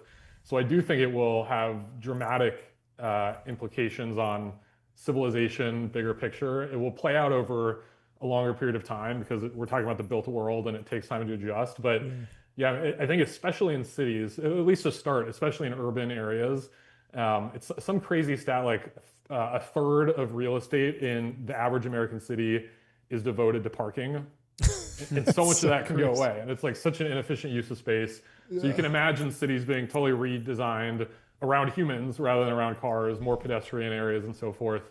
You can also imagine there's a lot of people talking about the rise of exurbs, like being able to live further and further outside of an urban setting, because when you're commuting, you don't have to be driving. You can imagine the entire form factor of a car changes, and maybe you have a desk. I want it desk. to be a desk and a couch, and I just want to. I mean, I've spent a bunch of time thinking about this because I kind of have a gnarly commute right now, and it will just become so much better, within. When I can get it. Jordy's in Malibu. I'm in Pasadena. You've spent time in both. We'll get you back here eventually. I'm excited for Waymo to expand the geofence in LA more and more. Yeah. Well, this is fantastic. We'd love to have you back. This is a lot of fun. We could talk about 25 other topics in AI since it is the most fascinating industry right now. We didn't even get a chance to talk about deals and stuff, but I'm sure we'll go into all that the next time you're on. Yeah, that sounds great. Thanks for having me, guys. Thanks so much. We'll talk soon. Bye. Next up, we got to sing. We got to hit gongs. We got lots to do. We're going to say, is he going to sing with us? It's always hard to sing with a remote guest, but maybe we should sing beforehand. Find your happy place. Find your happy place. Book a wander with inspiring views, hotel graded amenities, dreamy beds, top tier cleaning, 24/7 concierge service. It's a vacation home, but better, folks. And we have the founder of Wander in the studio coming in to announce a massive round of funding. Welcome to the show. How are you doing? Get on that wide. Hit that gong. Hit that gong. Hit that gong. Welcome to the studio. John. It's great to have you here. It's great to be here. I was hoping that I'd be able to sing with you guys, so I'm a little disappointed that I missed. It's really hard with the delay. We got to figure this out somehow, some latency mitigation or something. We also need to make it a full song. Because oftentimes I get to place. There needs to be choruses and verses. We need to integrate the whole pitch into one big song. But congratulations, break it down for us. Ideally, when somebody walks into a Wander for the first time, they're sort of serenaded by us. Yes. And we can sort of, 2-3 minutes on the whole home speaker system. Yeah. So we'll work on that. We can make that happen for sure. That'd be great.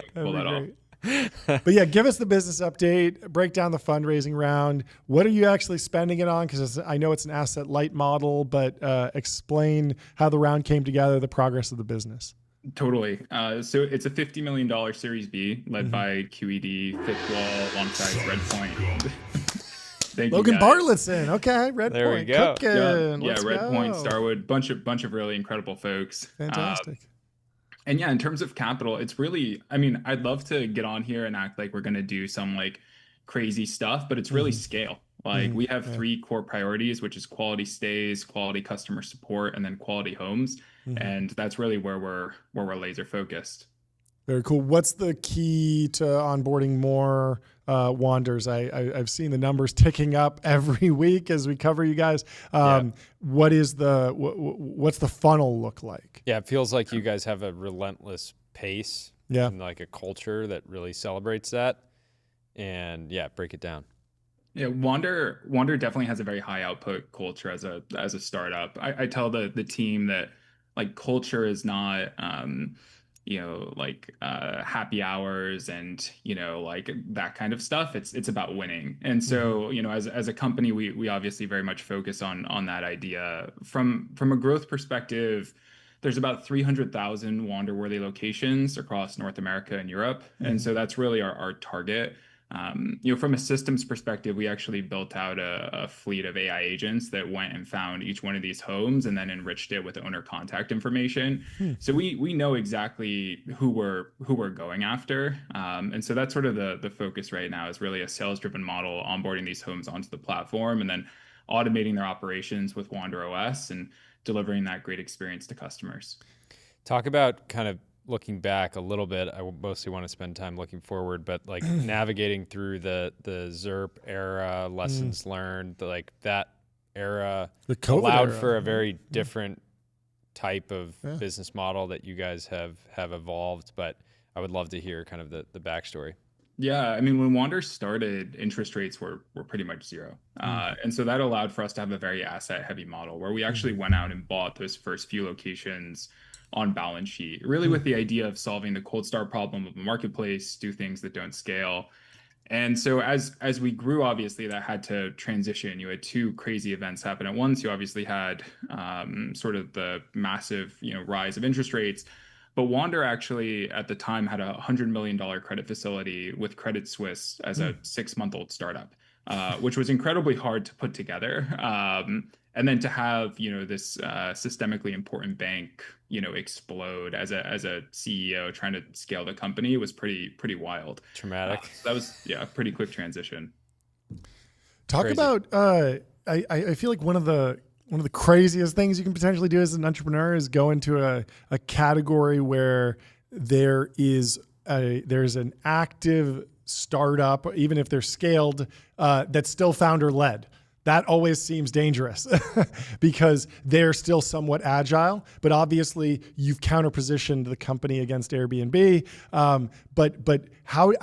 What decisions are you making? How are you thinking about maintaining differentiation and really competing as Chesky goes on a run, building out different products and different strategies? It seems like there's more opportunity than ever to differentiate. But how do you think about it? Yeah, I mean, first of all, I think Airbnb is a great company, and Brian's an incredible founder. So I have nothing negative to say there. Yeah, I think for Wander, we do deliver a little bit of a different experience. So our net promoter score for Q1 is 85, which is phenomenally high. Thank you. True customer love. Yeah, and that doesn't happen by accident. I mean, literally, if anyone has a negative sentiment in the concierge chat when they're talking with our support, that literally gets flagged across the entire company. If there's a stay that's below an 8 out of 10, then they're going to get a call from our COO. And I see that feedback, and we're going to be hyper aggressive on fixing it. And that's across, every single stay, every single home, every single customer.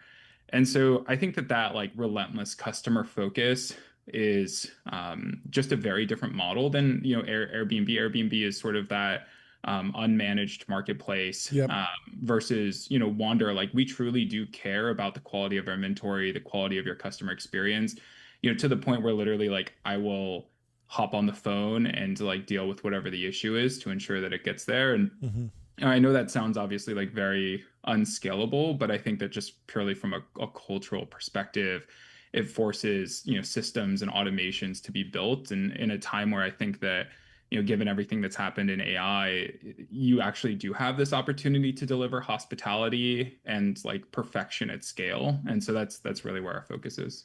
Can you talk about advertising in this category? We were talking to Keith Raboy about whether or not Airbnb should have an advertising product, because we've seen with Uber and is it Instacart where Fiji Simo was, where she spun up advertising. It's not quite a marketplace business, but there's an element of that. But the take rate was low, and so the advertising product was very meaningful at those companies. Keith Raboy's take was that in the housing, vacation, stays market, it's less relevant because the take rate's a little higher. But do you agree with that, or do you think that there is a future where just broadly the category is driven by advertising dollars in a meaningful way? Yeah, I mean, when you go onto like booking.com as an example, or even VRBO, like you will see ads. Sure. Promoted to get to the, because if I have a house and I want it rented, I'm willing to sacrifice a little bit of my margin to try and rise to the top of the rankings, right? You'll actually even see off-platform ads. So like, like very typical, like, go buy this product type ads, where they're actually taking people off platform, which is pretty interesting. Like I'm sure that it's a revenue source. I mean, these platforms spend a ton of money on getting traffic, from a performance marketing perspective, from SEO. just their own internal marketing, SEO, et cetera. And so it certainly makes sense to like try and monetize a percentage of that traffic that's never going to end up converting to actually like booking a home. But that being said, like Keith is obviously, correct and very smart that the take rate on vacation rentals is really high. Sure. So for Wander, our average order value is about $5,400, and you're looking at like an average take of about 30%. And so like for us, that would have to be a lot of like random ads to, like make that up. And of course the customer experience is not great. We're really trying to market users on that booking. But yeah, I mean, I think for a company like Airbnb, it would totally make sense, especially to the, on the avenue you mentioned where hosts are just paying a little bit more to promote their house to the top of the feed. They have a lot of inventory, and sort of pulling yourself out of that is, difficult for your mom and pop Airbnb host. Yeah, talk about disintermediation in the context of marketplaces and platforms. We saw the canonical example of the dog walker, which is basically just a lead gen company, because as soon as you find a good dog walker, you immediately disintermediate. And there's some things that those companies can do to prevent that. With some rentals, it's very much like, I'm going to be in this town for just this week. I need this place. I'm not going to bother disintermediating. But if you fall in love with a place and you're going there every year, we've heard about people kind of trying to Google the place and find a different way to get around it. Airbnb has an issue where property management companies will list a home, and then the person that's booking the home just Google stay there and then just reach out to the property manager and do a deal off platform. Whereas Wander, you guys are just full stack, right? So it's like you could look up the title or whatever and get to the owner, and they'd be like, okay, if you want to book the house, like it's still going through Wander. But how do you think about that? What does that tech stack look like to prevent that or help that? Yeah, I mean, so I do think that it is like the core risk, and I think that's even something that like has been talked about on their earnings calls, is like direct booking websites, and there's ways for them to mitigate it. And you also have a ton of supply that isn't professionally managed, where the operator isn't going to have their own direct booking website. They're just going to list on Airbnb, and so I think they're actually like positioned relatively fine. I think it's like a travel hack that not many people use. For Wander, like I am a huge fan of like having complete and total control over the business and the platform that I'm building. Like when I was a kid, my first little company, I was like 13, 14.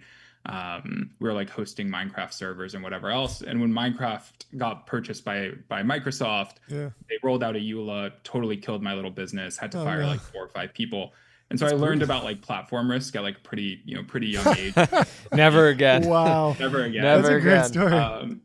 And so, for Wander, I knew I wanted it to be verticalized. I knew I wanted to have like my own booking engine. I knew I wanted to have my own property management software. I felt like that was like the most durable piece. And then you also have to ask yourself, like, as a space and a brand matures, like that brand promise, actually matters. And so if people look at Wander and associate it as a brand that says, hey, this is a quality stay, you don't get replaced, quote unquote. And so I think that's also like a really important piece, is the underlying brand and sort of that guarantee to the customer they're going to have a good trip. How do you think about taste in the context of what you're doing? Wander's always felt like it's felt like a hospitality brand as much as it's felt like a technology company. Where did that come from anywhere? I mean, you were building coding tools historically, which I guess it's, important to have good design in that category, but maybe when you started Coder, it wasn't even the case. So I'm curious where it came from, besides, people like Kyle crushing it. Yeah. My journey as a founder has been like pretty fascinating. Obviously, like my first venture-backed company I started when I was 17, 18, Coder, enterprise developer tools. So radically different space than, travel. However, like I've always had a deep passion for, design. And as a kid, I, did high school online, traveled, 200 plus days a year all over the world. And you were race car. You were driving race cars, right? Yeah. I don't really talk about it, but yeah, I used to race Formula 4. No way. And then That's awesome. Formula Mazda. It was funny. John and I got lunch in Malibu like a couple years ago at this point, and I was like, "Oh, do you want to like?" I knew he drove cars at a high level. I was like, "Do you want to go drive my Ferrari or whatever?" And John gets behind it, and he like, normally when people like are like trying out a car, like their buddy's car, they're like taking it to him, and he's like, really experiencing the naturally aspirated V12. That's amazing. But I was confident. I was okay. I was confident that he was gonna take care of it. So you got the experience for it. That's awesome. Yeah, it was a great time, great meal. And so yeah, I think with Wander, I mean, candidly speaking, like Wander is like my soul, but like as a company. Like everything needs to be high quality. The software needs to be on point. I also don't think people realize like how much is truly automated with Wander. Like at the top, you have the booking platform, but underneath is literally this property management software that's running all of the vendor communication, coordination, payouts, preventative maintenance, task tracking. Like Wander doesn't actually employ any local property managers. That's all just through software, the underlying coordination of vendors, which I don't think that like anyone fully realizes, because of course we don't market it that way. Like you want it to feel like a magic trick. And so I think that's probably where you're seeing the design come from, is that like if there's anything on the site that bothers us, like the entire team is just obsessed over this principle of quality. Last question for me, and we'll let you go. Are experiences or local other services a true complement to vacation bookings and housing, or is that kind of a round peg in a square hole? Yeah, the way that I look at it is that I think it's a feature of a platform. I don't think it's a platform in and of itself. And I think that you have this rare moment where you can effectively abstract the way that you connect to these service providers. So, if you were to go back in time, let's look at like OpenTable as an example. They had to build out integrations with the restaurants. The restaurants had to use OpenTable to manage their reservations or whatever else, so that you could provide this online platform. Now with what exists from a technology perspective, you can have an AI agent call a restaurant and make the reservation for you. And so you no longer need to force these types of integrations. And so the way that I look at it from a services perspective is you just end up with this like agentic concierge that exists inside of your travel app that goes ahead and calls the, local chef or the restaurant or whatever else. And so you don't really end up building necessarily direct integrations. You more build like an abstraction layer and a curation layer on the experiences. Makes a lot of sense.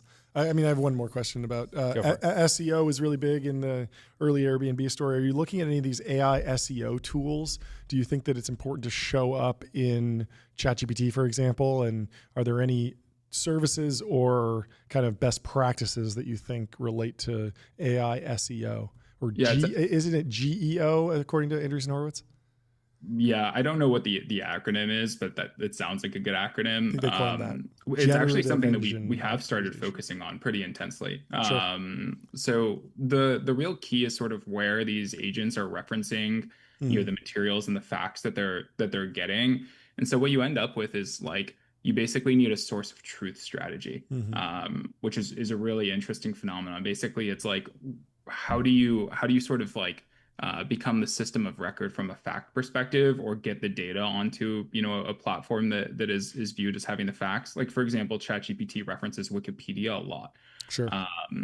And so like that, candidly speaking, it's a little bit harder to like quote unquote hack versus like traditional SEO. And there's definitely going to be like an entire push, and I actually think you're going to see a lot of value creation from platforms like Wikipedia come from the fact that they are viewed as like a source of truth.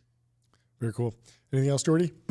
You said there's 300,000 homes that you guys have sort of soft circled as targets. I'm assuming you're going to get all of them in the fullness of time. What do you want to do in the next? What do you want to do by 2030? Do you have a target?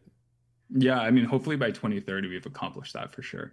That's the pointing to the fences. I can't wait for there to be like 5 homes left, and you're just following you're following around the owners like in a helicopter, being like, I gotcha, give us the keys. Listen, we'll get it done. And before I jump, one thing I want to note is, as a sponsor of this show, how incredible you guys are and how happy we are. And so to anyone who's watching this, thinking about where to spend their ad dollars or what podcast to sponsor, I cannot encourage you more enough to work with these boys. They are incredible, and the ROI is through the charts. Thank you. You're the man. That really means a lot. You guys, it's been really fun. You guys bet early. You're one of our very first ones, and we will never forget it. Yeah. So. I think my favorite thing is that people might think that we ran the song by you before doing it live.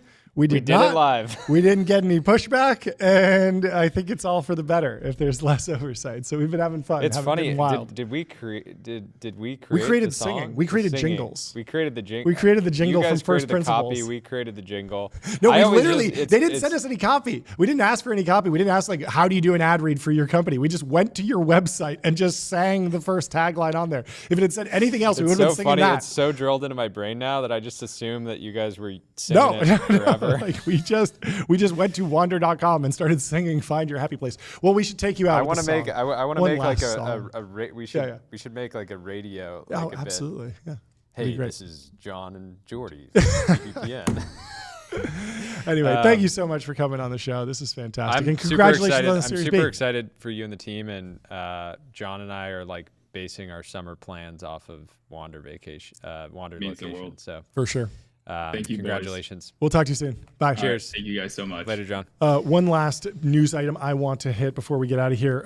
We were talking about the poly market on Elon Musk out as Tesla's CEO in 2025. It is lower than ever. It was around 20% in March, crashed down to 18, 15%, was recently sitting around 13%, and now is down at 9%. And so the news about Elon leaving the US government has been a bull case for him staying as Tesla CEO, which makes sense because he has a lot of work to do, a lot of opportunity between self-driving and humanoid robots. Who better to run that company than Elon? And another one I've been tracking, Circle IPO in 2025 is up to 94% chance. 94%. It dropped to 47% chance on May 21st, so about a week ago. And it is just rocketed up to 95. And I expect we'll see some news on that front. Yeah. I mean, the other markets, since we're in poly market mode, these are fun. I love checking these. So there's, of course, our market on how much the iPhone 17 will cost. Over $1,000 is at a 13% chance. Over $1,500, 2% chance. Over $2,000 is only a 2% chance. I think Tim Cook's going to get it done. Keep iPhones cheap. The other interesting thing is which company has the best AI model at the end of May. Google's running away with it at 96.5%. Yeah, that's May. If you go out farther, if you go out farther to the end of the year, Google's at 40%, OpenAI is at 22%, XAI is at 23%, and Anthropic's at 7%. And so a little bit closer of a horse race towards the end of the year. What I want is benchmarks and evals for video models now, because VO3 seems to be just completely running away with the game. But we haven't seen what the next iteration of Sora looks like. OpenAI clearly cares about that. They've been building a product in image VO. In fact, the first consumer product from OpenAI was not a chat model. It was DALL-E. DALL-E 2 was the first product they released. And then ChatGPT came out. And so it's obviously in their DNA. They're not just going to let Google run away with it. There's so much more that you can do in video. We see this with Runway. We see this with a bunch of other products in the space. It'll be interesting to track that. But we don't really have a great benchmark or eval for that. So we'll have to get one, and then we'll have to put it on Polymarket. Got it. Anyway, we will see you tomorrow. It's going to be a light show. Yeah. Rora. Oh, yeah. We launched a new product today, a filtered shower head. If you go there, let's see it. Big news for Rora, filtering your shower head, cleaning up the water you're bathing in. Yeah, so we this is a product that was in the works for a couple years at this point. We were pretty strategic about when the right time would be to roll it out, and made the best shower filter in the game on a bunch of different metrics: flow rate, filtration, very cool, ergonomics, and go check it out. I made a code, or I had Brian, CEO, make a code, TBPN, for a little discount, and love it. Yeah, excited to see how this goes. So we will be back tomorrow, a little bit of an earlier show. I'm doing some traveling, and it'll be no guest, just me and Jordy chopping up the timeline. It's going to be a throwback episode. I think these are some of our best. It's going to be fantastic. I can't wait. So it'll probably be an hour and a half, around 10 a.m. If you're looking to tune in, we will, of course, let everyone know, and it'll be in your RSS feeds. And if you're listening to the RSS feed, please go leave us 5 stars on Apple Podcasts or Spotify. Do it. Ben's pointing a gel blaster at us right now.